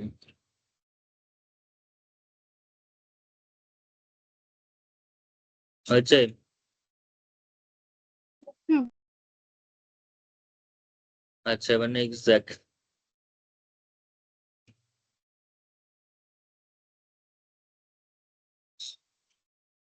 তো এবার যেটা আমরা করব সেটা হচ্ছে, আচ্ছা এই মেথডটা করার আগে আরেকটা জিনিস আমি করি, নেক্সট সেকেন্ড, যেগুলো তাড়াতাড়ি হবে আগে করে নিই। এই কোয়েশ্চেনটা করলে লিনিয়ার কংগ্রুয়েন্স মেথড কিন্তু আমাদের একদম জলের মতো পরিষ্কার হয়ে যাবে, কারণ সেইভাবেই কোয়েশ্চেনটাকে আমি তো নিজে লিখে দিয়েছি এখানে। ঠিক আছে, একদম জেনারেলাইজড ভাবে কোয়েশ্চেনটা করা হয়েছে।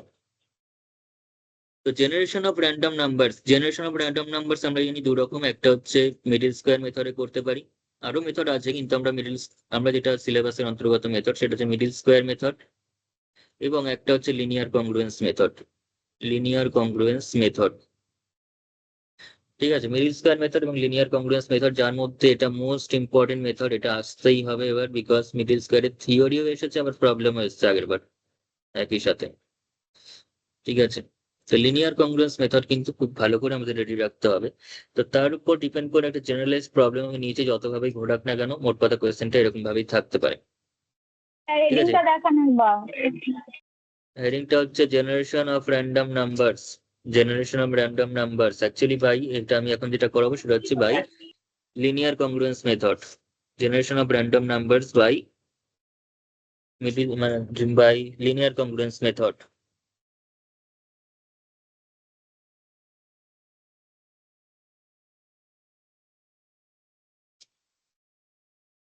ওকে, এটা কি করে করবো দেখ, কোয়েশ্চেনটা একটু তাড়াতাড়ি করে, 2 মিনিট কোয়েশ্চেনটা লিখে নি, 2 মিনিট।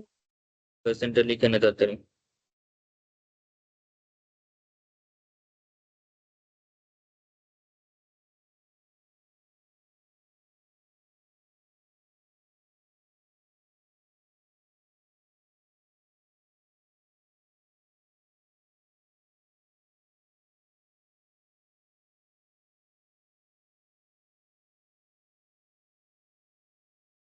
আচ্ছা দেখ,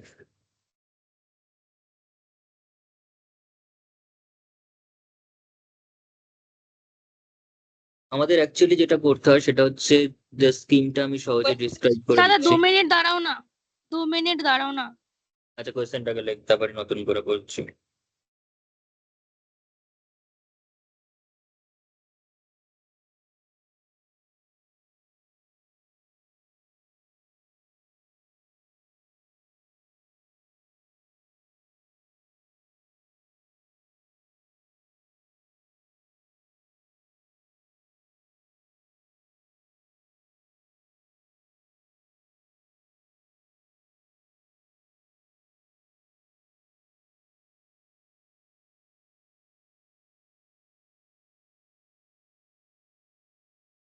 হচ্ছে,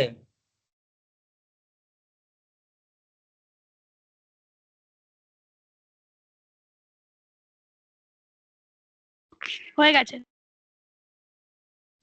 দাঁড়া, হয়নি আমার এখনো। তাড়াতাড়ি।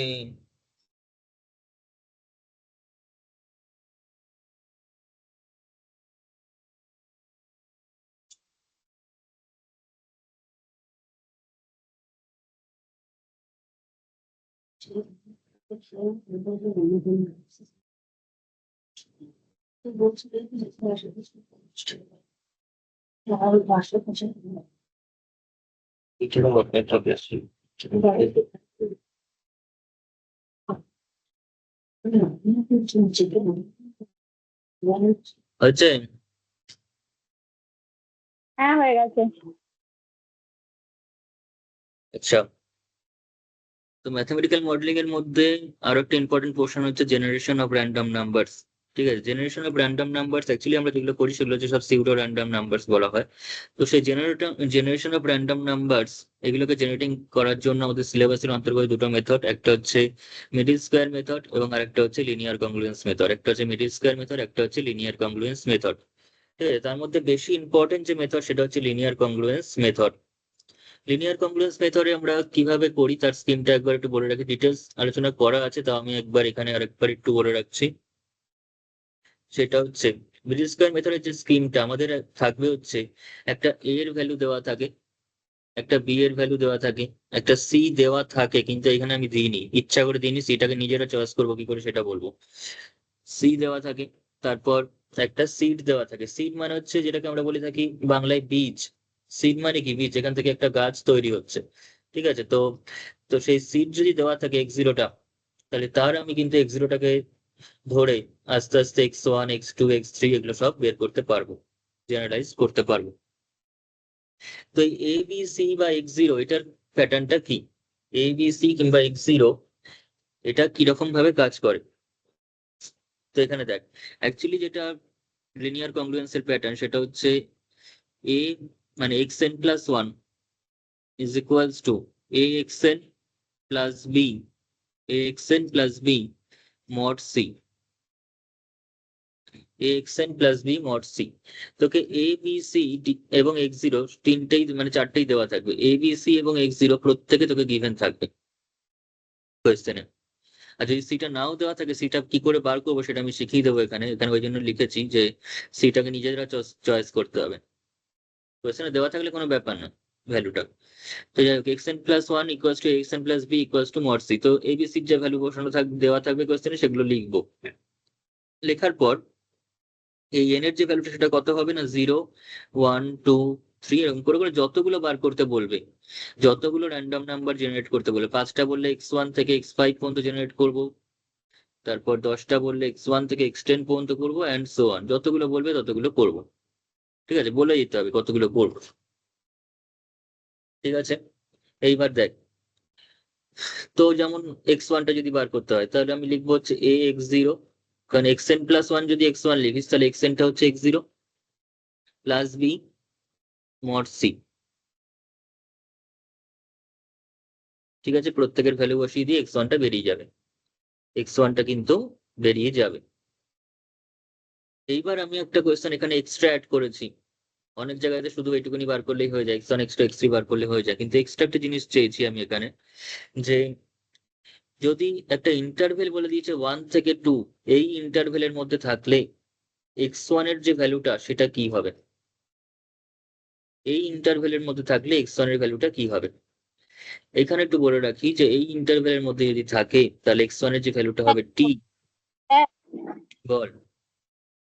বলছি এই জায়গাটা এবার বলো না, মানে বুঝতে পারলাম, এই হলুদ কালিতে যেখানটা লেখা। আচ্ছা, দেখেন এখানে x1 equals two x0 plus b। এইটা হচ্ছে আমাদের মেন ফর্মুলা বা মেন স্কিম। ঠিক আছে, লিনিয়ার কংগ্রুয়েন্সের। তো আমি মেথডটা সলভ করে বুঝতে পারবি, জাস্ট আমি ফর্মুলাটা বলছি এখন। তো এর ফলে 0 1 2 3 করে করে যতগুলো হবে হবে, যতগুলো বার করতে বলবে র্যান্ডম নাম্বার ততগুলো তুই করবি। যদি 5টা বার করতে বলে তাহলে x1 x2 x3 x4 x5 করবি। 10টা বার করতে বলে x1 থেকে x10 পর্যন্ত সবাইকে বার করতে হবে ইউজিং দিস ফর্মুলা। যেমন ধর x1টা বার করার সময় তুই x0 plus B mod C নিয়েছিস, সেখান থেকে তুই x1টা নিশ্চয়ই পেয়ে যাবি। কি করে পাবি দেখাবো, কোয়েশ্চেনের ভ্যালু না জানলে এটা বলে, এবিসির ভ্যালু না বোধ করলে সেটা বলা যাবে না। তারপর x2 বার করার সময় এই x1টাকেই নিবি, নিয়ে করবি হচ্ছে ax1 plus B mod C. বুঝে গেছি, পরে বলো। ঠিক আছে, এরকম ভাবে করে করে বের করতে হবে। এইবার যেটা বলছি, এই x1 x2 যেগুলো র্যান্ডম নাম্বার পেলাম সেটাকে যদি বলে কোন একটা পার্টিকুলার ইন্টারভেলের মধ্যে নিয়ে আসতে, কোন একটা particular interval something p, q এর মধ্যে নিয়ে আসতে, তখন তার জন্য একটা জিনিস আমরা অ্যাপ্লাই করব, সেটা হচ্ছে xn+1 ড্যাশ বুঝে নে ভালো করে, X N plus one dash is equals to হবে A plus B minus A into a plus b minus a into x n plus 1 divided by c, মানে divided by c means তুই যতগুলো সংখ্যা চাইছিস, c এর value কত, c এর value কত তাড়াতাড়ি বল। c টা হচ্ছে তোর কাছে 2 দশমিক স্থান পর্যন্ত নিতে বলেছে, c টা হচ্ছে 2 দশমিক স্থান পর্যন্ত, তাহলে এখানে 100 হবে। মানে তোর 2 ডেসিমাল প্লেস পর্যন্ত এখানে ভ্যালুটা চাইছে, তার মানে 100 দিয়ে ভাগ করে দিবি। বোঝা গেছে? এবার আমি অঙ্কটা করি, তাহলে জিনিসটা আর বেশি ক্লিয়ার হবে। শুধুমাত্র এখানে থেকে ফর্মুলা দেখে বুঝতে পারবি না, আমি পুরো লিখিয়ে ডিটেলসে করিয়ে দিচ্ছি, ভালো করে দেখ। Like since we have to find প্রথমে সিটা না চুজ করে নিলে হবে না, we have to find random numbers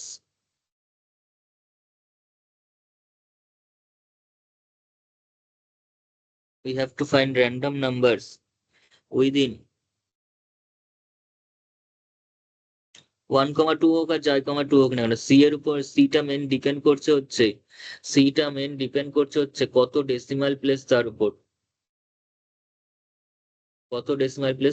2 decimal place, তার মানে 100 দিয়ে ভাগ করতে হবে। 4 ডেসিমাল প্লেস 4টে শূন্য দিয়ে ভাগ করতে হবে।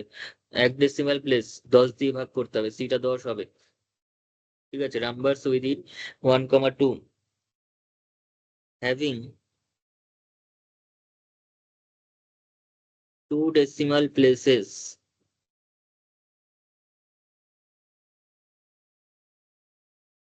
ঠিক আছে, 2 decimal places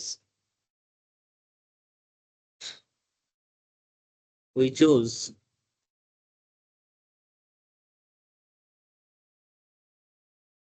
c equals to 100 ধরবি, 2 ডেসিমালে 100 ধরতে হবে, 3 ডেসিমালে 1000 ধরবি, 4 ডেসিমালে 10,000 ধরবি, এভাবে ধরতে হবে। ঠিক আছে, এইবার আমরা কি করব, র্যান্ডম নাম্বারটা জেনারেট করব ইউজিং লিনিয়ার কংগ্রুয়েন্স মেথড। তো এই মেথডটা ভালো করে বুঝে নে, যদি কোনো ইন্টারভেল না দেয়, সি এর ভ্যালু ডাইরেক্ট দেওয়া থাকে, তাহলে এখন যেটুকুনি করতে চাইছি আমি সেটাই করতে হবে পরীক্ষাতে, সেটুকুনি করলেই হয়ে যাবে। লিখ here the formula, প্যাটার্নটা এটাই রাখবি পরীক্ষাতে, here the formula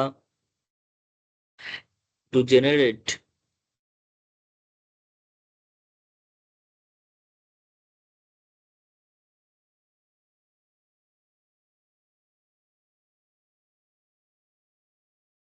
random numbers using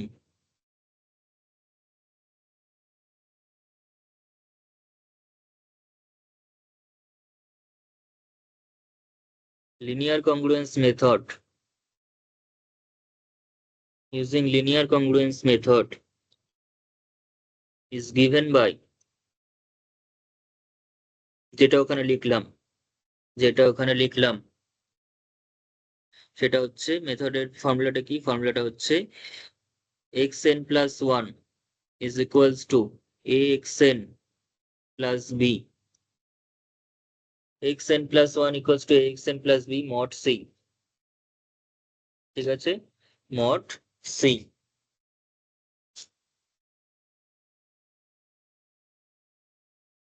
ঠিক আছে, mod c। তো এখানে আবার মোডস এগুলোর প্রত্যেকের ভ্যালু দেওয়া আছে, এখানে এটা কত দিয়েছে, এটা দিয়েছি 2, বিটা দিয়েছে 7, সিটা দিয়েছে হচ্ছে, সিটা আমি নিয়েছি, দেয়নি কিছুই, x0, মানে সিটা হচ্ছে 100 আর x0 ইকুয়ালস টু হচ্ছে 4। তার মানে দিস ইমপ্লাইজ, এখানে ভ্যালুটা বসিয়ে দিয়ে xn প্লাস 1 মানে হচ্ছে xn প্লাস 1, সেটাকে আমরা জেনারেট করব, আর ইকুয়ালস টু এটা কত, এটা হচ্ছে 2, তাহলে 2xn প্লাস 7। ঠিক আছে, মড সি মানে হচ্ছে 100।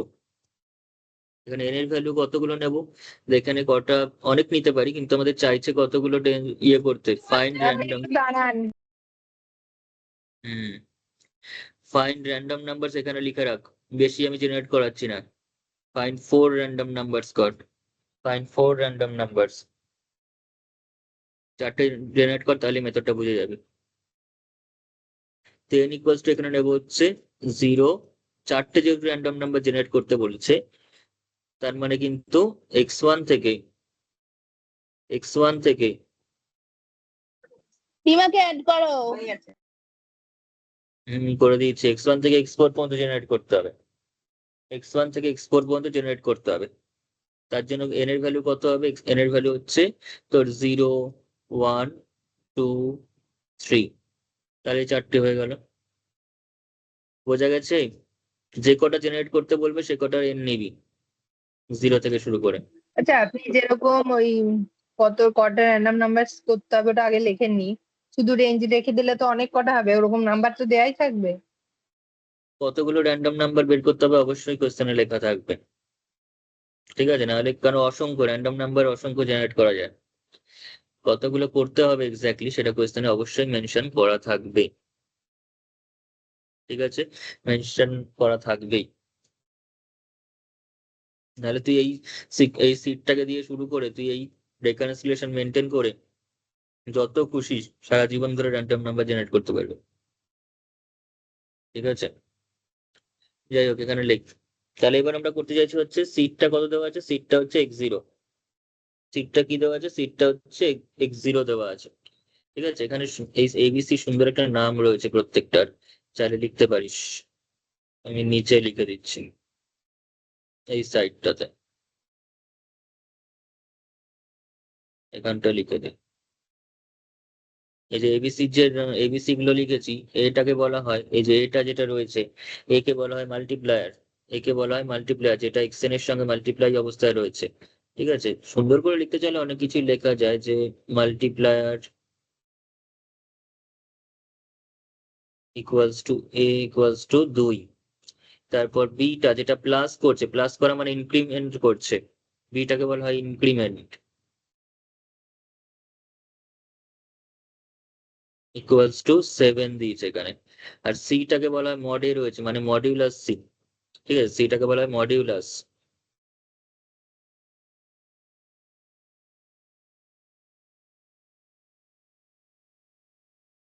আর x0টাকে তো সিট বলে আমরা জানি, আর সিট ইকুয়ালস টু হচ্ছে x0,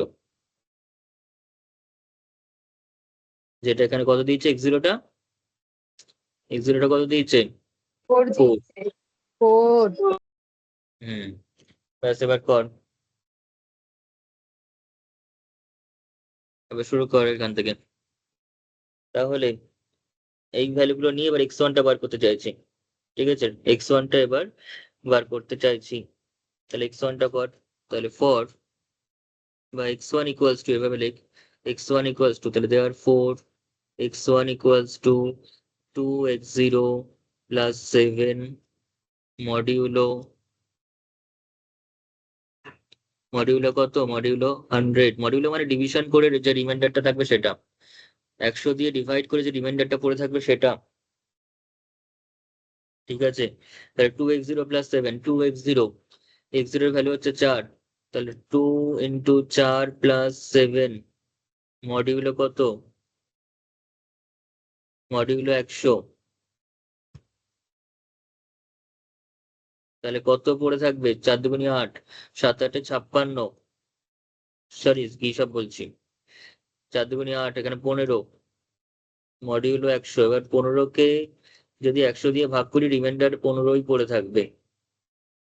এরকম ভাবে x2 x3 বার করতে থাকে, x2 মানে 2x1 প্লাস 7।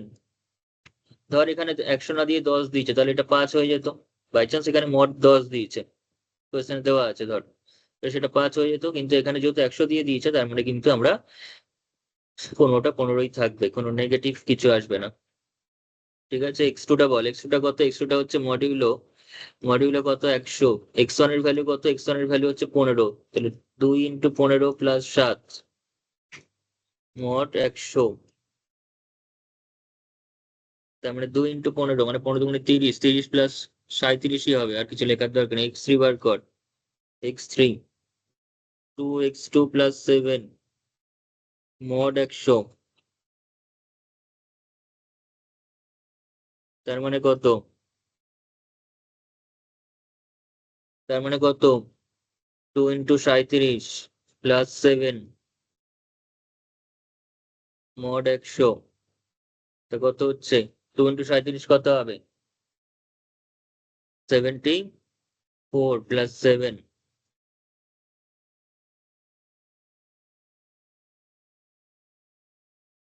তাহলে কত হলো এখানে? 81। ওটা 81ই হবে। 4 নম্বরটা বের কর, এক্সপোর্টটা।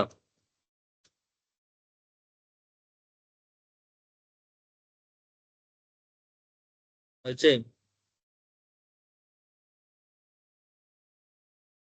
তার মানে 2 ইন্টু 81, এখানে গিয়ে একটু ভাগ হবে তাহলে। মড 100 কত হলো? 69। তো 2 ইন্টু 81 এখানে 162 প্লাস 7 169, তো 169 মড 100, 169 মড 100, 100 দিয়ে ভাগ করলে 69 রিমাইন্ডার থাকছে, তাহলে 69। বোঝা গেছে? তাহলে যে র্যান্ডম নাম্বারস গুলো আমরা চেয়েছে সেগুলো কিন্তু পেয়ে গেছি।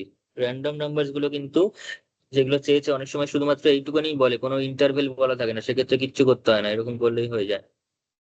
এবার যে অ্যান্সারটা লিখছি সেটা লিখে দিতে হয়, কিন্তু ইন্টারভেলে আনতে গেলে কি করতে হবে সেটা তারপরে বলছি। তাহলে লিখ therefore the random numbers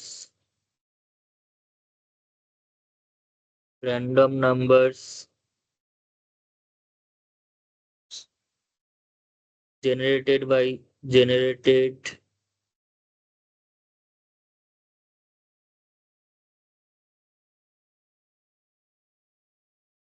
above method, the random numbers generated by above method of linear congruence,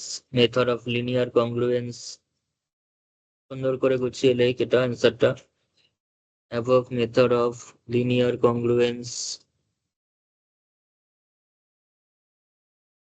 with seed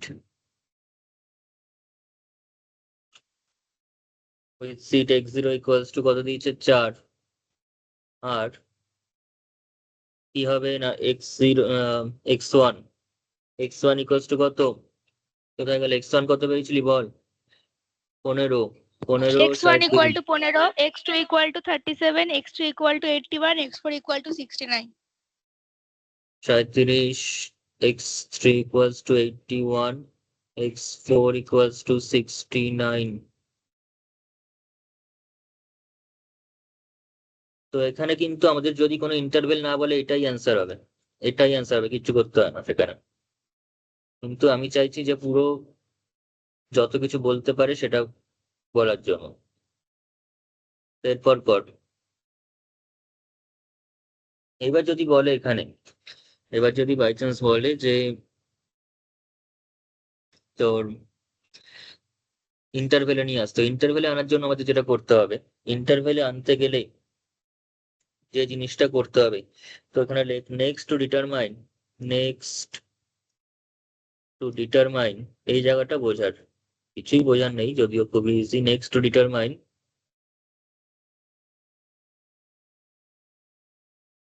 the random numbers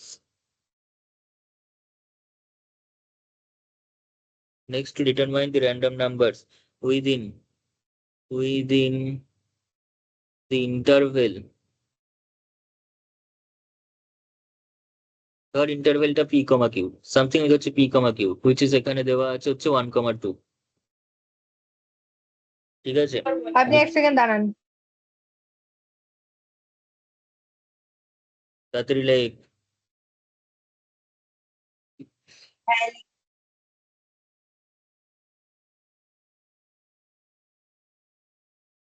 হচ্ছে? না, দাঁড়ান না।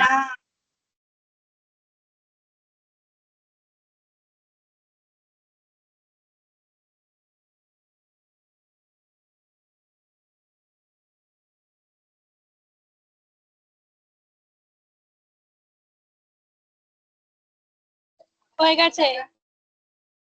আচ্ছা,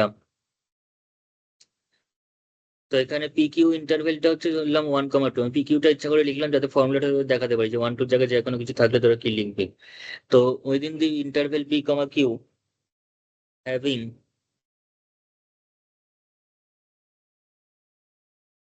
যতগুলো ডেসিমাল দেবে, 2 decimal places, having 2 decimal places,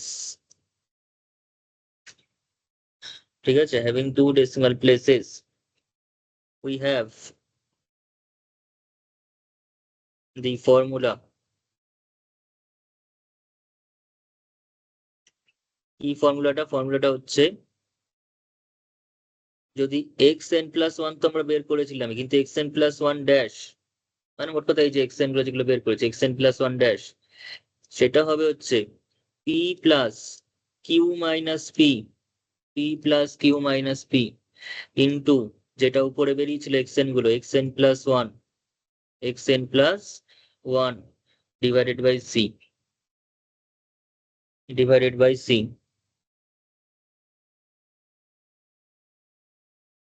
এটা হচ্ছে ফর্মুলা। এন এর যতগুলো করেছিস ততগুলো করবি 0 1 2 3 4, মানে 1 2 3। ব্যাস, তাহলে দেয়ার ফোর এই রেঞ্জের মধ্যে দেখ নিজেরাই পেয়ে যাবে। তাহলে this implies x N plus one dash, এই অঙ্কটার জন্য তাহলে পিটা কত, পিটা হচ্ছে 1, কিউটা কত 2 মাইনাস এখানে 1, এক্স এন প্লাস ওয়ান যা হবে হবে, প্রত্যেকটার জন্য ইন্ডিভিজুয়ালি বসি। আর সিটা কত, সিটা হচ্ছে 100। তাহলে তোরা পেয়ে গেলি হচ্ছে 1 plus X N plus one divided by 100। এখানে এন এর ভ্যালু হচ্ছে 0 1 2 3। তাহলে জাস্ট এখানে প্রত্যেকটা এক্স এন প্লাস ওয়ান বসিয়ে দেবো, মানে একবার 15 বসা, 37 বসা, 81 বসা, 69 বসা, দেখ চারটে র্যান্ডম নাম্বার পেয়ে যাবি ফ্রম দিস ইন্টারভেল। তাহলে দেয়ার ফোর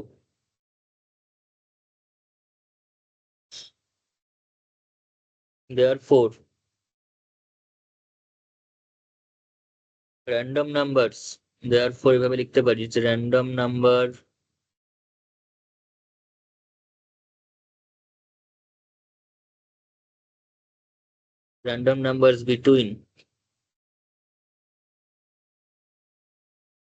বিটুইন 1,2 যে ইন্টারভেলটা তার মধ্যে corresponding two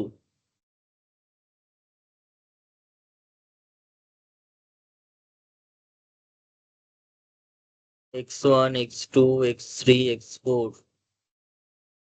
corresponding to x1 x2 x3 x4 respectively। ঠিক আছে, এবার নিজেরাই করতে পারবি, ভ্যালুগুলো বসিয়ে দে জাস্ট। x1 এর জন্য করসপন্ডিং x1 ড্যাশ পাবি, সেটা কত 1 প্লাস x1 বাই 100, মানে 1 প্লাস x1 মানে 15 বাই 100, তার মানে হচ্ছে 1.15। সবগুলো কর এবার। x2 ড্যাশ মানে বুঝতেই পারছিস, না লিখেও ডাইরেক্ট বলে দিতে পারবি। x2 dash equals to বলছি ভ্যালুগুলো 1.37, x3 dash equals to 1.81, x4 dash equals to 1.69। ঠিকই বলেছিস, কিন্তু এটা x2 হবে।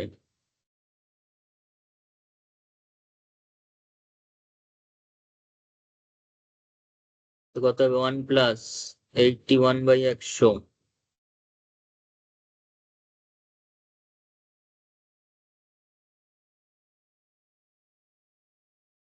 এক্সপোর্টটা কত ছিল,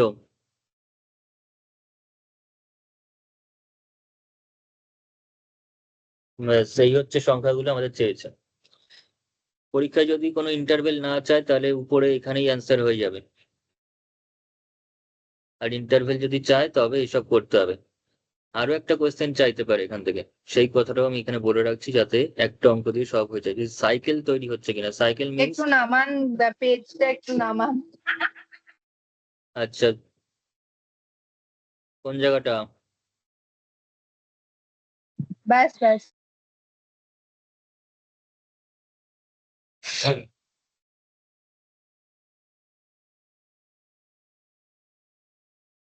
এখানে সাইকেলের যে ব্যাপারটা সেটা হচ্ছে যদি রিপিটেশন হয়, ঠিক আছে, যদি রিপিটেশন হয় মানে হচ্ছে ধর x1 x2 তুই বার করলি, এখানে একটা জাস্ট এই অঙ্কটাতে আসেনি এখনো, বেশি এখানে র্যান্ডম নাম্বার বার করতে হবে, সেখানে বুঝতে পারবো ব্যাপারটা। ঠিক আছে, ধর রিপিটেশন শুরু হলে তখন তো বন্ধ হয়ে যাবে। x1 ধর 2 সামথিং, x1 2, x2 টা ধর 3, ঠিক আছে, তারপর x4 টা, আচ্ছা ছাড়, আমি একটা এটাই এরকম টাইপের একটা অঙ্ক দিয়ে আমি দেখিয়ে দিচ্ছি, বেকার ওভাবে হবে না। এটা হয়ে গেছে তো, নেক্সট একটা অঙ্ক দেখতে তৈরি করে, অঙ্ক সেখানে আর লিখবো না, আমি শুধুমাত্র জিনিসটা দেখে নে।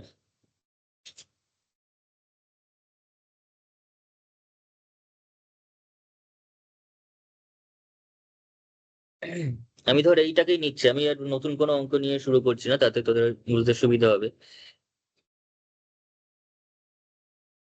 ধর আমি এখানে নিয়ে নিচ্ছি হচ্ছে xn+1, প্রবলেমটা এরকম ভাবে দিয়েছে, ধর xn+1 ইকুয়ালস টু 2xn+7, মানে আগেরটাই, এটা 2, ঠিক আছে, এটা বলা হচ্ছে কি, এটা হচ্ছে তোর যেটা মাল্টিপ্লায়ার, আর বিটা হচ্ছে ইনক্রিমেন্ট, সেটা হচ্ছে 7, আর মডিউলাসটা কত, মডিউলাস হচ্ছে সিটা এখানে ধর দিয়ে দিচ্ছি আমি 100-র বদলে জাস্ট 10 করে দিচ্ছি, এবার নিজেরাই দেখতে পাবি কি হবে। আর সিটটা x0 যেটা দেওয়া আছে, x0টা দেওয়া আছে তোর কাছে, আম, আমি এটাও চেঞ্জ করলাম, x0টা 4, এটাকে যদি সলভ করতে হয় তাহলে কি পাচ্ছি, তাহলে এখান থেকে আমরা পেয়ে যাচ্ছি, যদি x1 নিই, x1টা আগের মতো করে লিখে ঠিক পুরো সম্পূর্ণ করতে হবে, কোনো ইন্টারভেল চাইছি না এখানে, জাস্ট সি এর ভ্যালুটাও গিভেন রয়েছে 10। তো x1টা কত, x1টা সেখানে আমার আসবে 2x4+7, মডিউলো কত, মডিউলো 10, 4 দুগুণে 8, এখানে চলে আসবে কত, 5, ঠিক আছে, 15। x2টা কত আসবে, তাড়াতাড়ি ক্যালকুলেট কর।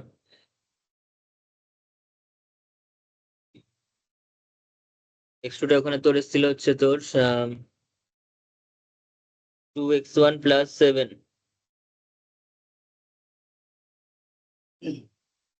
তাই তো।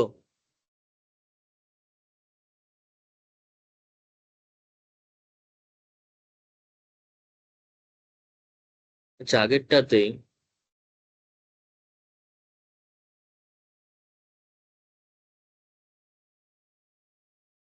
ও ঠিকই আছে, তো যেটা বলছিলাম, x2টা করে দেখবি, x2টা তোরা ঠিক করে করলে দেখবি 7 আসবে, x3 করে দেখবি, x3 আসবে হচ্ছে 1, x4 করে দেখবি 9 আসবে, x5 করে দেখবি কত আসবে, x5টা বল কত আসবে, আবার নতুন করে 2 × 9 প্লাস 2 × 9 প্লাস কত, 7, মডিউলো 10 করে দেখ কত হয়, 9 দুগুণে 18, 18 আর 5 কত, 18 আর 5 হচ্ছে তোর কাছে 25, 18 আর 7 হচ্ছে 25, 25কে 10 দিয়ে ভাগ করে রিমাইন্ডার কত থাকবে, ভাগশেষ কত থাকবে, 5। তার মানে এই যে 5 দিয়ে শুরু হয়েছিল, আবার কিন্তু 5 রিপিট হয়ে যাচ্ছে, যেমনি 5 চলে এসছে ঘুরে, তার মানে এরপরে সংখ্যাগুলো কিন্তু এগুলোই রিপিট হতে বাধ্য, কারণ আমরা তো এই 5টাকে ইউজ করে পরের সংখ্যাটা বার করবো। তার মানে আবারও কিন্তু x3টা 7, x6টা 7 আসবে, x7টা চলে আসবে কত, 1, x8টা চলে আসবে 9, আবার x9 যখন বার করতে হবে তখন পুনরায় 5 আসবে। তো 4টে ঘর অন্তর অন্তর রিপিট হচ্ছে, 4টে ঘর অন্তর অন্তর রিপিট হচ্ছে, এই ক্ষেত্রে যদি কখনো কিছু চায় যে সাইকেল কত, তাহলে বলতে হবে 4, এখানে লিখে রাখ কনক্লুশনটা, এরকম ক্ষেত্রে কি লিখবি। তো হিয়ার the numbers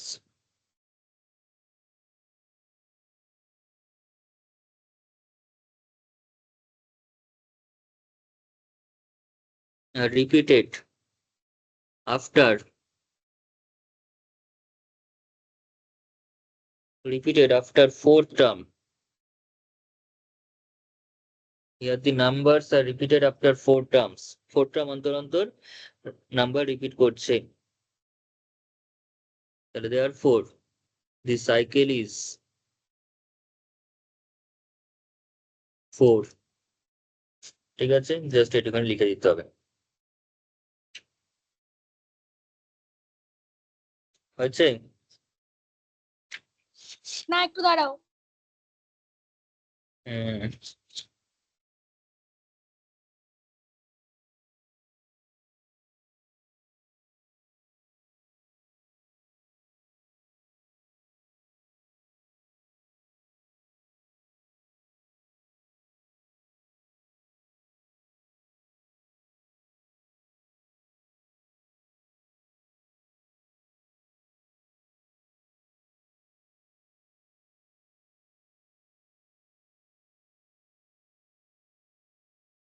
হয়ে গেছে দাদা। আচ্ছা।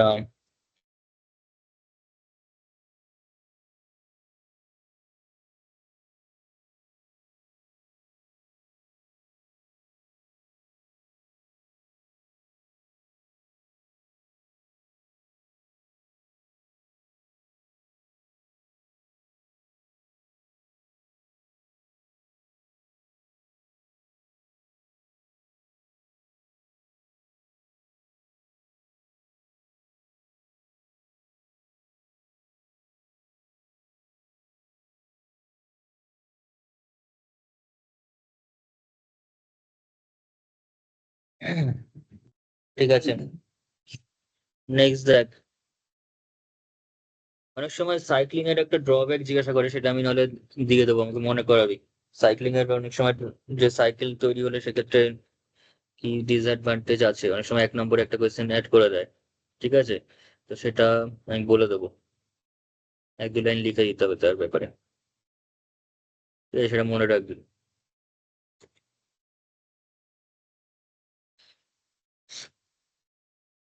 আচ্ছা, ম্যাথমেটিক্যাল মডেলিং এর মধ্যে নেক্সট যে পোর্শনটাতে আমরা আসছি সেটা হচ্ছে হারবার সিস্টেম বা মর্নিং রাশ আওয়ার। ঠিক আছে, মর্নিং রাশ আওয়ার প্রবলেম বা হারবার সিস্টেম প্রবলেম। ঠিক আছে, ধর একটা জাহাজ বন্দর রয়েছে। ঠিক আছে, সেই জাহাজ বন্দরে তোর একটার পর একটা জাহাজ সেখানে ঢুকছে।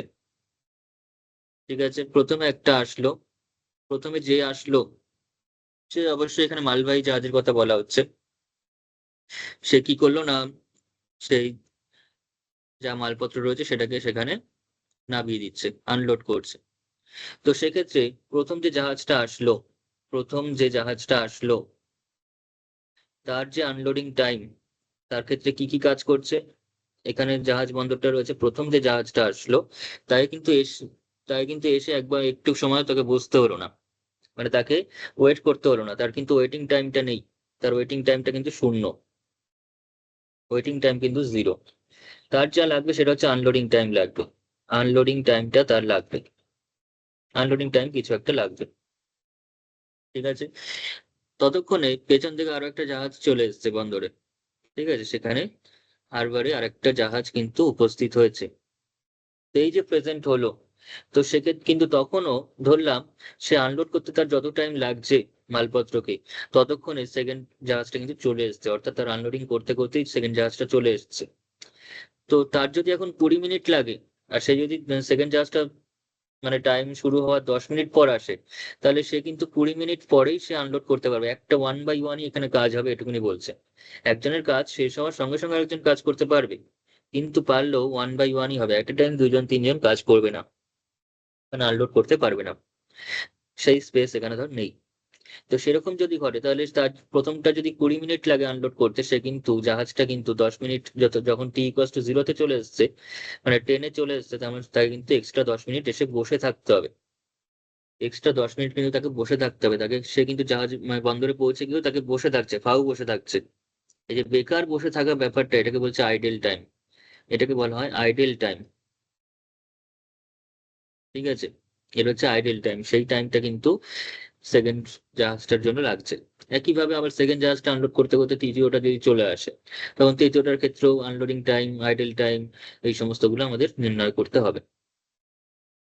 ঠিক আছে, তো সেটা বার করার জন্য আমি এটা প্রিভিয়াস একটা ক্লাস করিয়েছি, সেখানে ডিটেলসে লিখে লিখে করিয়েছি, কিন্তু এখানে আমি একটা টেবিল সিস্টেমে করাচ্ছি, তাতে করে লিখতে কম হবে। ঠিক আছে, ওখানে একদম ডিটেলস অ্যানালিসিস করে বলেছি প্রত্যেকটা জিনিস, প্রত্যেকটা লাইন বাই লাইন, যে সেটা একভাবে নয় হয় আরেকভাবে বার করা যায়, প্রত্যেকটা বিভিন্ন ভাবে যোগ বিয়োগ করে অনেক সময় বার করা যায়, একই জিনিসটা কোয়ান্টিটি বার করার একাধিক নিয়ম রয়েছে, সেটা ওখানে আলোচনা করা আছে, দরকার হলে ভিডিওটা দেখবি। এখানে আমি একটা টেবিলের মাধ্যমে করাচ্ছি, তাতে লিখতে কম হবে। যা যা মোটামুটি বার করতে হয় একটা জাহাজের ক্ষেত্রে বা যা করি না কেন, সেটা কি কি রয়েছে এখানে, শিপ 5টা শিপ রয়েছে, ঠিক আছে। স্যার তো 1 মিনিট দাঁড়ান, কোশ্চেনটা লিখে নিই। এই কোয়েশ্চেন লিখতে যাস না, এই কোয়েশ্চেনটা আমি পিডিএফ দিয়ে দেবো, জায়গা রেখে দে, এত বড় কোয়েশ্চেন লিখলে টাইম লেগে যাবে অনেক। শিপ 2, ঠিক আছে, তারপর শিপ 3,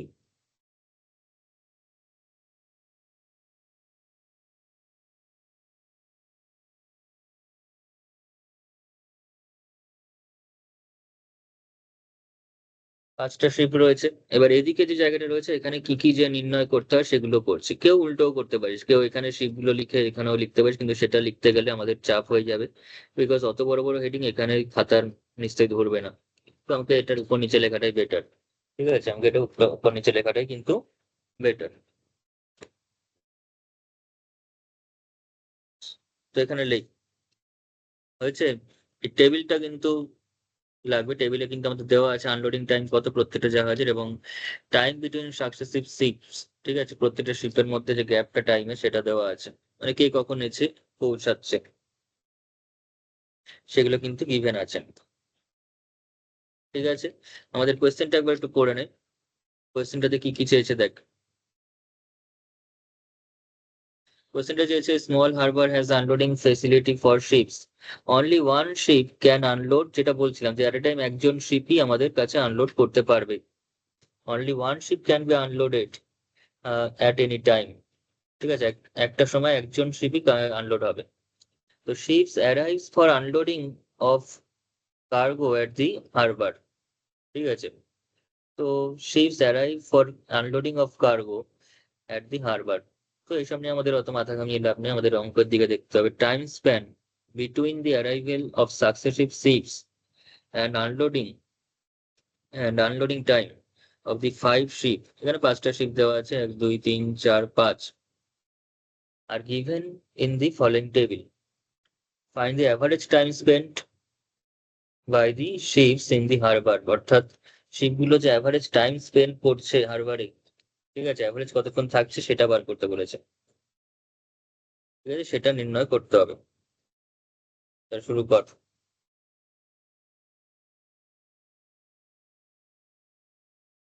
বোঝা গেছে?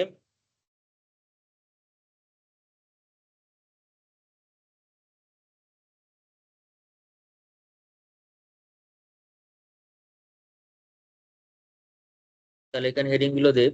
আমাদের তাহলে কি কি লাগছে, কোন শিপ কখন অ্যারাইভেল টাইম লাগবে, ঠিক আছে, শিপের যে অ্যারাইভেল টাইম সেটা লাগবে, মানে কখন এসে পৌঁছাচ্ছে। তারপর কি লাগবে, তারপর কতক্ষণ আনলোড করছে সেই টাইমটা প্রত্যেকটা শিপের জন্য এখানে গিভেন আছে সেটা লাগবে, কতক্ষণ ধরে আনলোড করছে সেটা। তারপর কি লাগবে, কতক্ষণ কেউ যদি এসে ওয়েট করে, মানে ধর একজন শিপ আনলোড করছে ততক্ষণ আরেকজন এসে পৌঁছে গেছে, তাকে তো ওয়েট করতে হবে তার জন্য, আনলোড করার জন্য সেকেন্ডটাকে, তো সেটার জন্য ওয়েটিং টাইম লাগবে। তারপর সে কতক্ষণ হারবারে থাকছে, সে হারবারে কতক্ষণ থাকবে না যতক্ষণ পর্যন্ত সে ওয়েট করবে, প্লাস যতক্ষণ তার আনলোড করতে লাগবে, তো আনলোড করেই সে বেরিয়ে যাবে। তো waiting time plus unloading time, this gives the time in harbour, time spent in harbour, হারবারে কতক্ষণ একটা শিপ থাকছে। যেমন প্রথম শিপটা এসেই আনলোডিং শুরু করে দিয়েছে, তার মানে তার ওয়েটিং টাইম নেই, তো আনলোডিং টাইম যা হবে সেটাই হচ্ছে তার টাইম স্পেন্ট ইন হারবার হবে। বোঝা গেছে? তাহলে এখানে লেখ এবার, হেডিং গুলো আমি দিয়ে দিচ্ছি।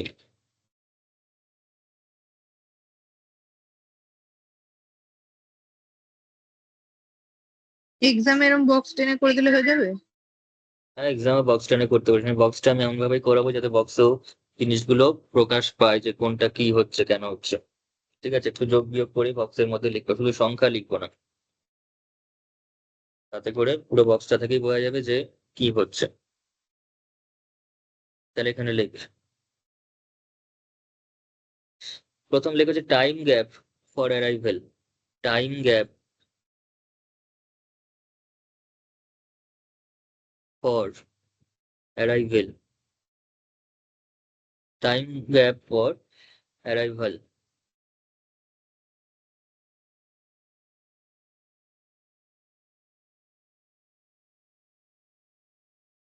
ঠিক আছে।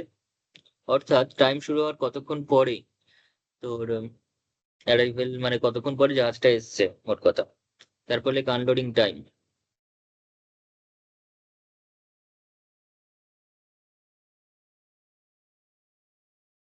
তারপর লেখ ওয়েটিং টাইম।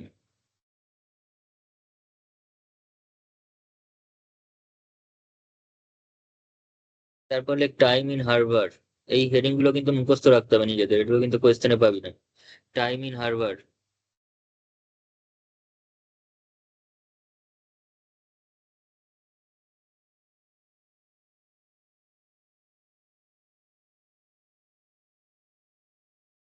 তারপর লেখ অ্যারাইভেল টাইম।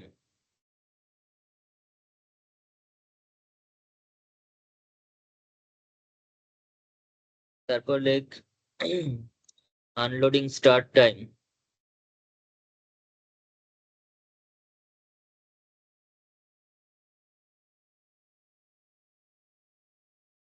কখন আনলোডিং শুরু করছে। তারপর লেখ আনলোডিং এন্ড টাইম, কখন আনলোড শেষ করছে।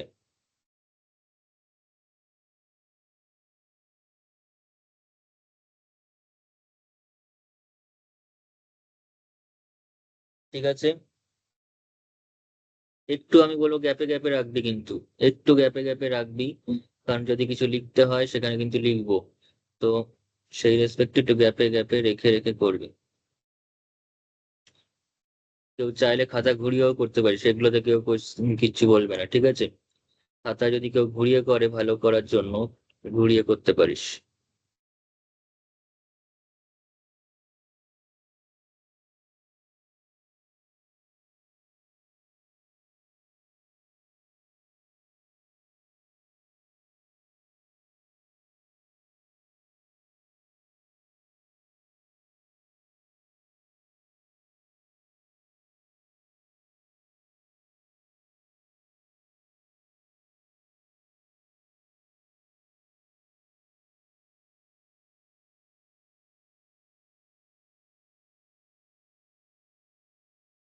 এবার ক্যালকুলেশন শুরু কর।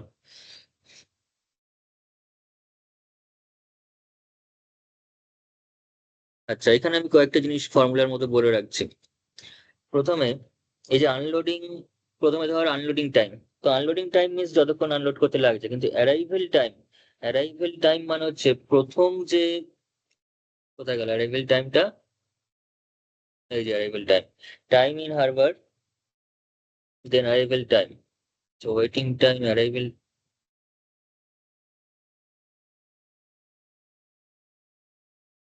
অ্যারাইভেল টাইমটা পরে হয়ে গেছে, তাই তো আগে লিখলে ভালো হতো এটা একটু। আগে আসবে তারপর তো সে ওয়েট করবে, তাই না। ঠিক আছে, তোরা একটু বুঝে শুনে লিখবি আর কি হবে এটাতে। অ্যারাইভেল টাইমটা থাক, এখানে থাক। আমি যেটা বলছিলাম, তো প্রথম শিফটটার জন্য পরপর লিখে দে, প্রথম শিফটটার জন্য যা ওখানে রয়েছে, 15, 35, 20, 100, 35, এগুলো যা যা আছে ওইগুলোই সংখ্যাগুলো হবে, লেখ দেখে দেখে। 15, 35, 20, 100, 35।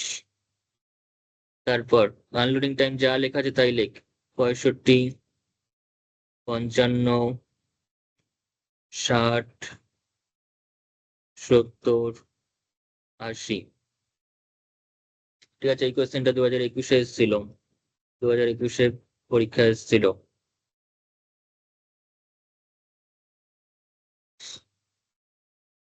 এইবার যে পরের সংখ্যাগুলো ক্যালকুলেট করছি সেটা বুঝে বুঝে করতে হবে। পরের সংখ্যাগুলো দেখ, ওয়েটিং টাইম, কতক্ষণ তাকে ওয়েট করতে হচ্ছে। প্রথম শিফট যখন এসছে তখন তো অলরেডি কোনো শিফট ছিল না, সেই ওয়েটিং টাইম 0, তাকে এসে কিন্তু কোনো ওয়েট করতে হবে না আর যাই হোক। ঠিক আছে, ওয়েটিং টাইম দাদা 2 মিনিট একটু দাঁড়াও না। হম, হেডিং গুলো সবাই দিয়ে নে তাড়াতাড়ি ঠিক করে।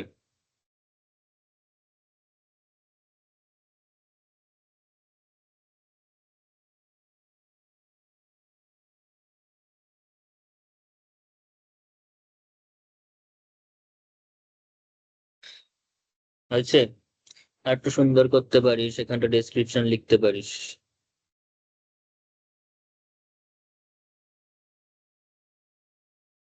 ফাঁকা ফাঁকা লাগছে এখানটা। এখানে একটা দাগ টেনে দিতে পারিস, না দাগ টানতে হবে না, ছাড়, এখানটা দাগ টেনে।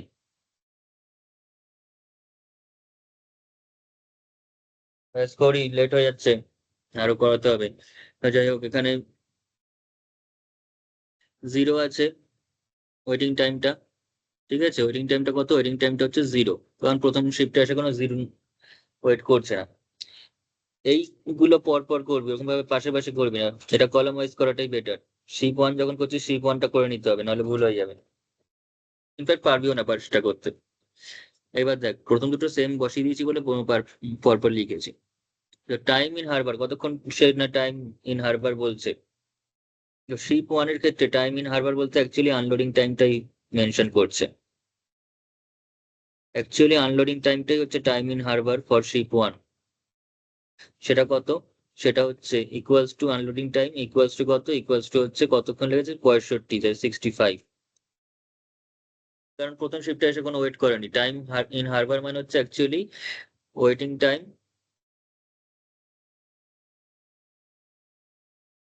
প্লাস তোর আনলোডিং টাইম।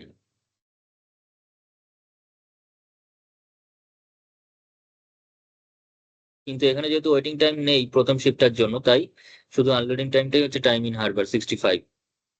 এবার arrival time, time of arrival হচ্ছে তোর 15, 15ই হবে। টাইম অফ অ্যারাইভেল হচ্ছে 15। ওকে, উপরে যদি জায়গা থেকে একটা জিনিস শুধু লিখে রাখ, একটা জিনিস শুধু লিখে রাখ, ওই অ্যাজিউম কেন 15। আমি যদি 10 মিনিট থেকে শুরু কাউন্টিং শুরু করি তাহলে তো এটা 25 হতো, 10 মিনিট থেকে শুরু করলে এটা কিন্তু 25 হয়ে যেত, 10 + 15। তো এখানে শুধুমাত্র এটুকুনি লিখে রাখ, ওই অ্যাজিউম, একদম যা করবি নিখুঁত ভাবে করবি, কিছু কনফিউশন রাখবি না। ওই অ্যাজিউম দ্যাট কি বললেন এখানটা বুঝলাম না। আমরা যদি টাইম কাউন্টিংটা 10 মিনিট থেকে শুরু করি, তাহলে এটা 15 মিনিট পর এসছে, 15 মিনিট পর টাইম গ্যাপে অ্যারাইভ করেছে এই শিপ 1টা। তাহলে এখানে অ্যারাইভেল টাইমটা আমি 10 + 15 25 লিখতাম, 15 লিখতাম না। না, অলওয়েজ কিন্তু স্টার্ট তো 0 থেকেই হবে। 0 থেকে হবে, সেটা আমি কোয়েশ্চেনে, সেটা আমি মেনশন করে দিচ্ছি, সেটা মেনশন করে দিচ্ছি। We assume that the operation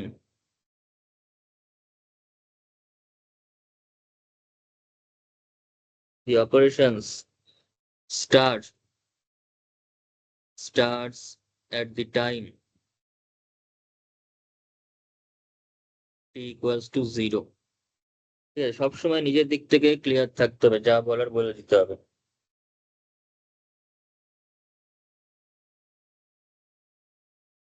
আছে?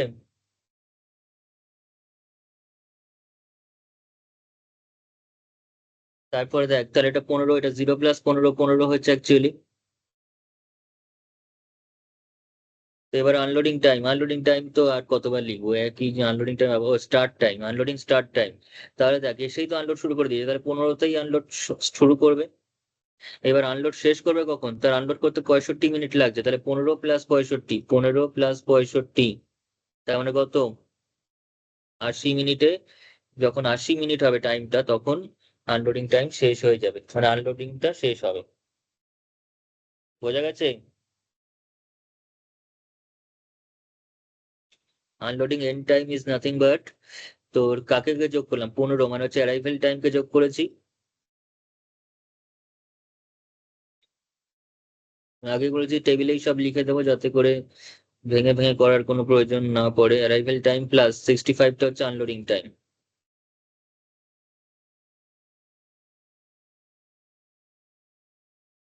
আর আনলোডিং স্টার্ট টাইম মানে হচ্ছে অ্যাকচুয়ালি অ্যারাইভেল টাইম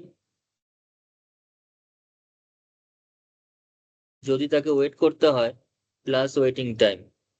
যেহেতু এখানে ওয়েট করতে হয়নি প্রথম শিফটটাকে, তাই অ্যারাইভেল টাইমটাই তার আনলোডিং স্টার্ট করে দিয়েছিল, এসেই অ্যারাইভ করেছে, স্টার্ট করে দিয়েছে। কিন্তু যেহেতু পরের গুলোকে ওয়েট করতে হতে পারে, তাই ওয়েটিং টাইমটাও অ্যাড হবে।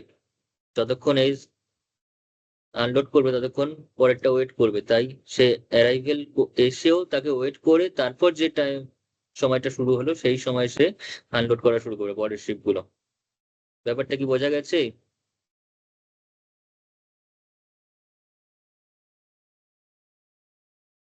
হ্যাঁ, বোঝা গেছে। আচ্ছা, ব্যাস এবার প্রথমটা হয়ে গেছে, বাকিগুলো ক্যালকুলেট কর।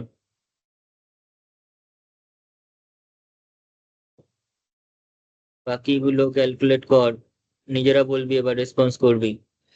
সেকেন্ডটাতে, সেকেন্ডটা যখন করছি, তো ওয়েটিং টাইম, তাকে কতক্ষণ ওয়েট করতে হবে? সে 55 মিনিটে, সরি, সে চলে এসছে হচ্ছে 35 মিনিটে। সে কত মিনিটে চলে এসছে? সে চলে এসছে 35 মিনিটে। ঠিক আছে, তার অ্যারাইভেল টাইমটা কত? আগে অ্যারাইভেল টাইমটা এখানে লেখা, তার ওয়েটিং টাইমটা কত? তাকে কতক্ষণ ওয়েট করতে হচ্ছে বল তাড়াতাড়ি। সে 45 তাকে ওয়েট করতে হচ্ছে 45 না। নয় কেন? ওর কাজটা 80-তে শেষ হচ্ছে আর ও তো ঢুকেছে দাঁড়া, 35, এক 35 সেকেন্ড। থেকে 80 পর্যন্ত ওয়েট করতে হবে তো। না, এটা হচ্ছে শিপ ওয়ানের ক্ষেত্রে যে আগে কনসেপ্ট, প্রথম লাইনটা মানে বুঝতে হবে। শিপ ওয়ানে যে 15টা রয়েছে, সেটা হচ্ছে 0 থেকে 15 মিনিট পর শিপ ওয়ান এসছে, 15 থেকে 35 মিনিট পর শিপ টু এসছে, তাহলে তার অ্যারাইভেল টাইমটা লিখতে হবে। আমি ওই জন্য তখন চাইছিলাম অ্যারাইভেল টাইমকে প্রথমে দিতে, এটা দেওয়া গেল না বলে প্রবলেম হচ্ছে। এটাকে আগে ফিল আপ কর, 15 + 35 হবে। এটাকে পরীক্ষার সময় আগে রাখবি, মানে আগে বলতে 3 নম্বর লাইনে লাগবে এখন। আমি লিখে রাখলাম, এটা আগে লেখা হয়নি বলে অসুবিধা হচ্ছে। 15 মিনিটের গ্যাপে 35 মিনিটের, 15 মিনিটের পর 35 মিনিট হয়ে যখন এসছে তখন শিফট টু এসছে, তার মানে শিফট টুটা এসছে হচ্ছে তোর কাছে 50 মিনিট যখন হচ্ছে তখন। তাহলে এর অ্যারাইভেল টাইম যেহেতু 50, তাহলে তার ওয়েটিং টাইম হচ্ছে 80 - 50। এটা বুঝে নে, এই আগের কাজটা পরে লেখা হচ্ছে বলে ভুল হয়ে যাবে। তোরা এটাকে অ্যারাইভেলটাকে সবসময় এইখানটা রাখবে, আর ওয়েটিং টাইমকে তার নিচে দিয়ে দিবি। বোঝা গেছে? সিকোয়েন্সটা একটু ঠিক করে নিতে হবে। তারপর বল, এইবার ও টাইম। দাদা, হুম, একটুখানি গন্ডগোল লাগলো আমার ওইখানটা, বোঝাও না অ্যারাইভেলের জায়গাটা। অ্যারাইভেল টাইম মানে হচ্ছে 0 থেকে যখন শুরু হচ্ছে তার 15 মিনিট পর প্রথম শিফটটা এসছে, এবার 15 মিনিটের আরো 35 মিনিট পর সেকেন্ড শিফট এসছে। সেটা যোগ করে যা হচ্ছে, মানে 50 মিনিটের আরো 20 মিনিট পর এটা এসছে, তার মানে 70 মিনিটের আরো 100 মিনিট পর এটা এসছে, তার মানে 170 মিনিটের আরো 35 মিনিট পর এটা এসছে। ঠিক আছে, সাম করে করে বেড়েছে, মানে ওই যে ওজাইফ যখন করতিস সেই স্ট্যাটে, সেইগুলোর মতো। যাই হোক, এখানে দেখ, তাহলে 50, 15 + 35, 50। এবার আনলোডিং টাইমটা কি হবে? আনলোডিং স্টার্ট টাইম কখন হবে? বা এইটাকে বল, টাইম ইন হারবার কত? তো এটা ডিটেলসে করেছিলাম, তখনই বেশি ইয়ে হয়েছিল। যাই হোক, বল আনলোডিং টাইম, টাইম ইন হারবারটা বল। Waiting time plus unloading time, waiting time হচ্ছে, 85 ওয়েটিং টাইমটা কত?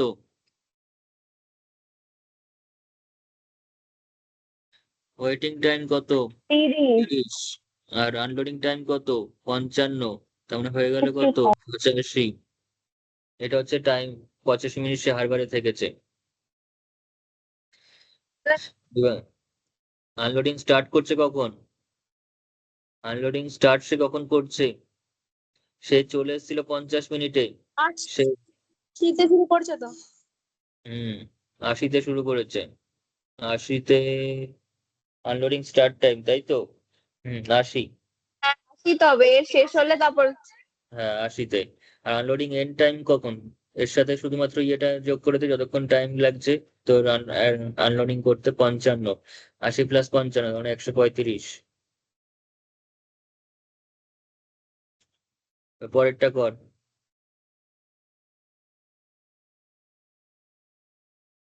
পরেরটা কর।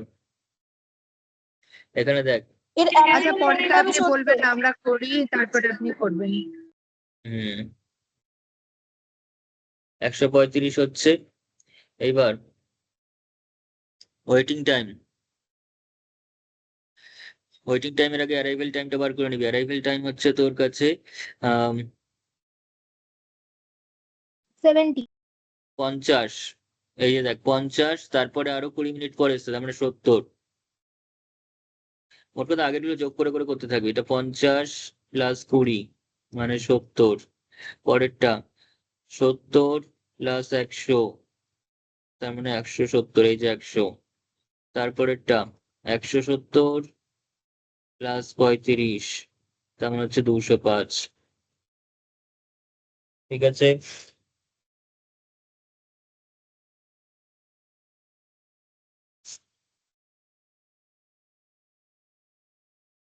হয়েছে।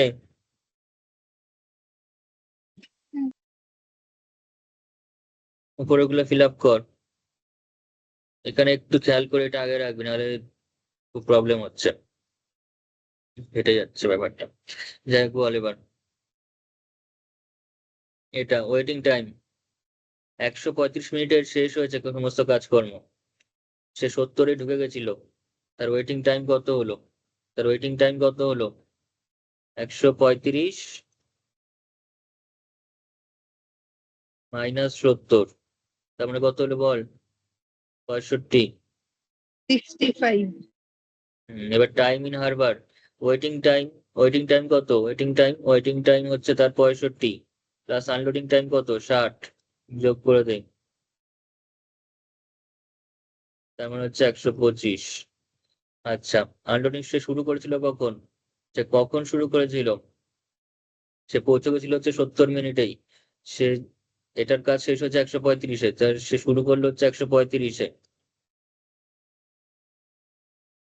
ঠিক আছে, এটা এখানে হবে, এটা এখানে হবে, এখানে যেটা আবার আসবে সেটা এখানে হবে, এটা এরকম ভাবে হবে। এই যখন শেষ করবে তখন এটা শুরু করবে। তারপর বল আনলোডিং এন্ড টাইমটা বল। 135 প্লাস 60। 60। 195 হবে।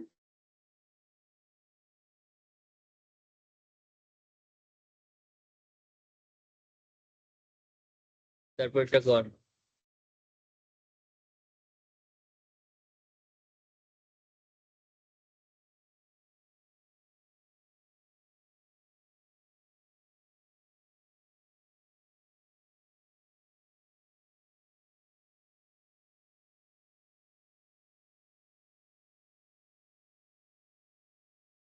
তো এখান থেকে বুঝতে পারছি এটা 195, মানে এটা 195 হবে ওয়েটিং টাইম তোর।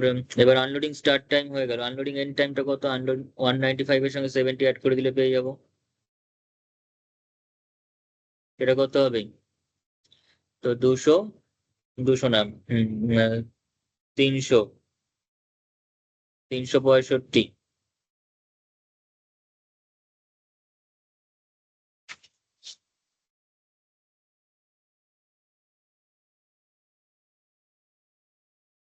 কি বলছো? 265 হবে। কি হলো বলে? 200। তারপর কর টাইম ইন হয়ে হারবার গেছে। কর। ঠিক আছে, টাইম ইন হারবার কত? টাইম ইন আচ্ছা, waiting harbour time, 95। Waiting time কত? Waiting time 25। ওয়েটিং টাইম হচ্ছে 75। 75 কেন? 25 25। ওয়েটিং টাইম 195 ঢুকেছে, 170-এ 170-এ ঢুকেছে, 195 এর কাজও শেষ মানে শুরু হয়েছে, তাহলে ওয়েট তা করতে হচ্ছে 25। 195। 25 টাইম হবে। ইন হারবার কত তাহলে? Waiting time plus 95। Waiting time plus তোর অ্যারাইভেল মানে তোর আনলোডিং টাইম 70, তাহলে 95। এবার এটা 265, মানে এটা 265, এটা 265 প্লাস প্লাস কত? প্লাস এই ওয়েট মানে তোর আনলোডিং টাইম 80। 80, তার মানে কত হচ্ছে বল? 345। 345। হুম, এবার এখানে সংখ্যাটা বল। এখানে ওয়েটিং টাইম 250, হচ্ছে 60 আর টাইম ইন 250 হারবার চলে হচ্ছে এসেছিল। 140। ওয়েটিং টাইম চাইছি তাই তো, তার মানে সে 265, 265-তে সে আনলোড শুরু করা শুরু করতে পারবে। মাইনাস সে চলে এসেছিল 205-এ, চলে এসেছিল 205-এ, তার মানে হচ্ছে 60, তাই তো। আর টাইম ইন হারবার তাহলে 60 প্লাস কত? আনলোড করতে কত টাইম লাগছে? 80, তার মানে কত? 140। হয়েছে? ব্যাস এবার লাস্টে লেখ therefore লাস্ট এক লাইন লিখলেই হয়ে যাবে total time spent in Harbour total time spent in harbor by the ships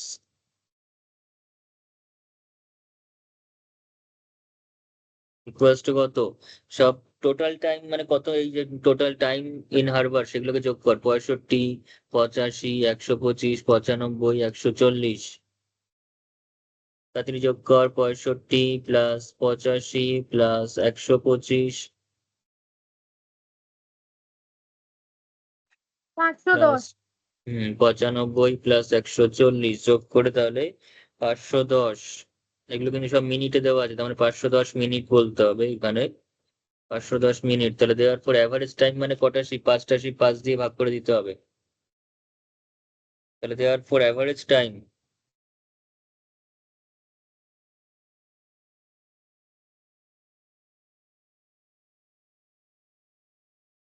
একশো দুই। Average time spent in Harbour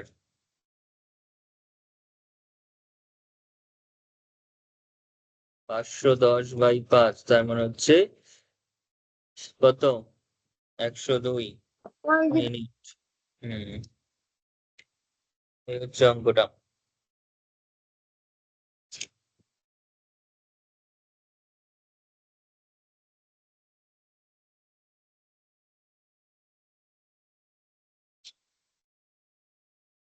এখান থেকে অ্যাভারেজ চাপ বার করতে বলতে পারে, অ্যাভারেজ আনলোডিং টাইম বলতে পারে, অ্যাভারেজ আনলোডিং টাইম। ঠিক আছে, average unloading time.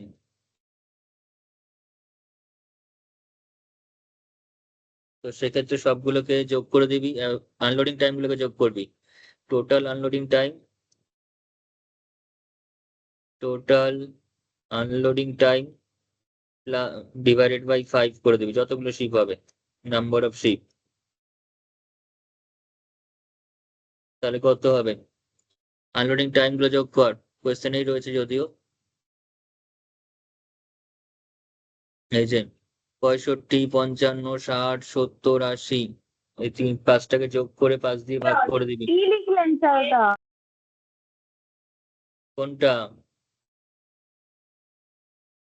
Average unloading time, total unloading time divided by number of ship.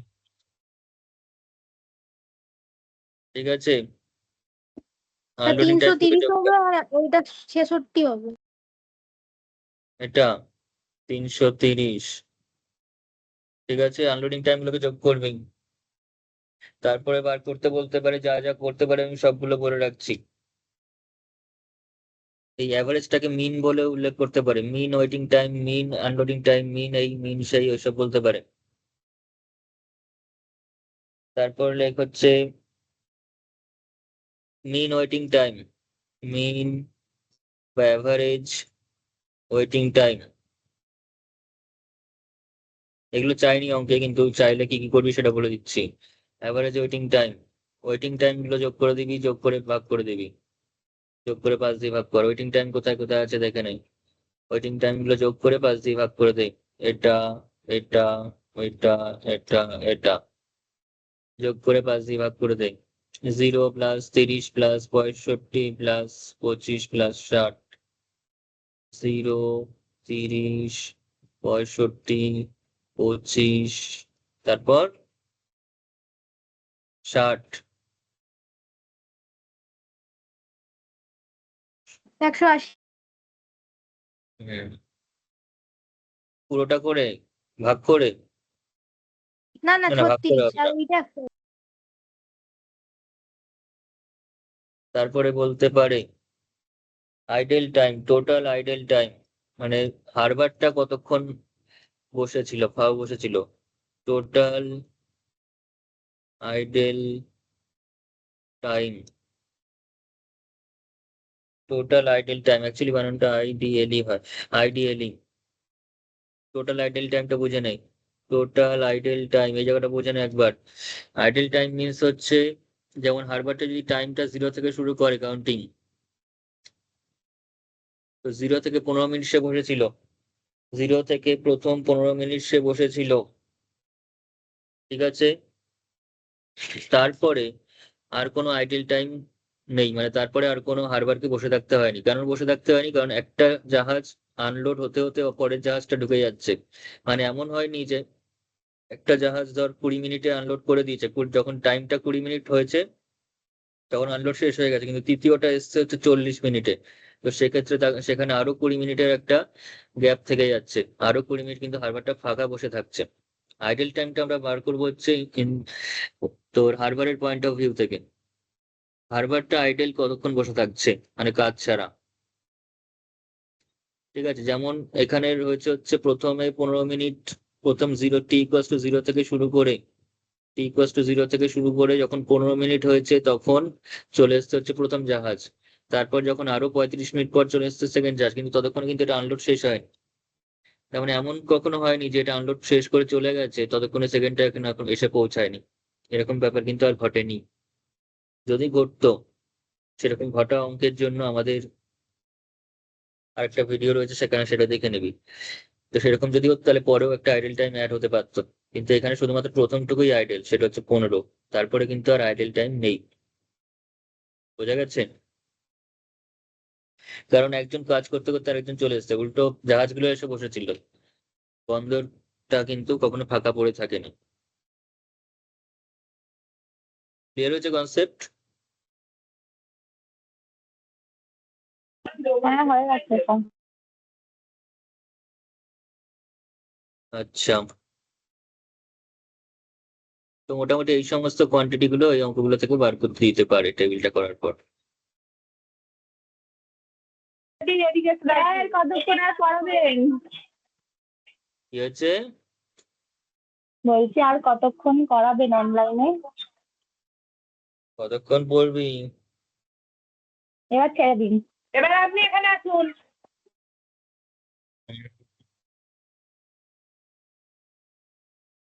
ঠিক আছে, ওখানে করবিটা কি? দাঁড়া এক নাচ। সেকেন্ড,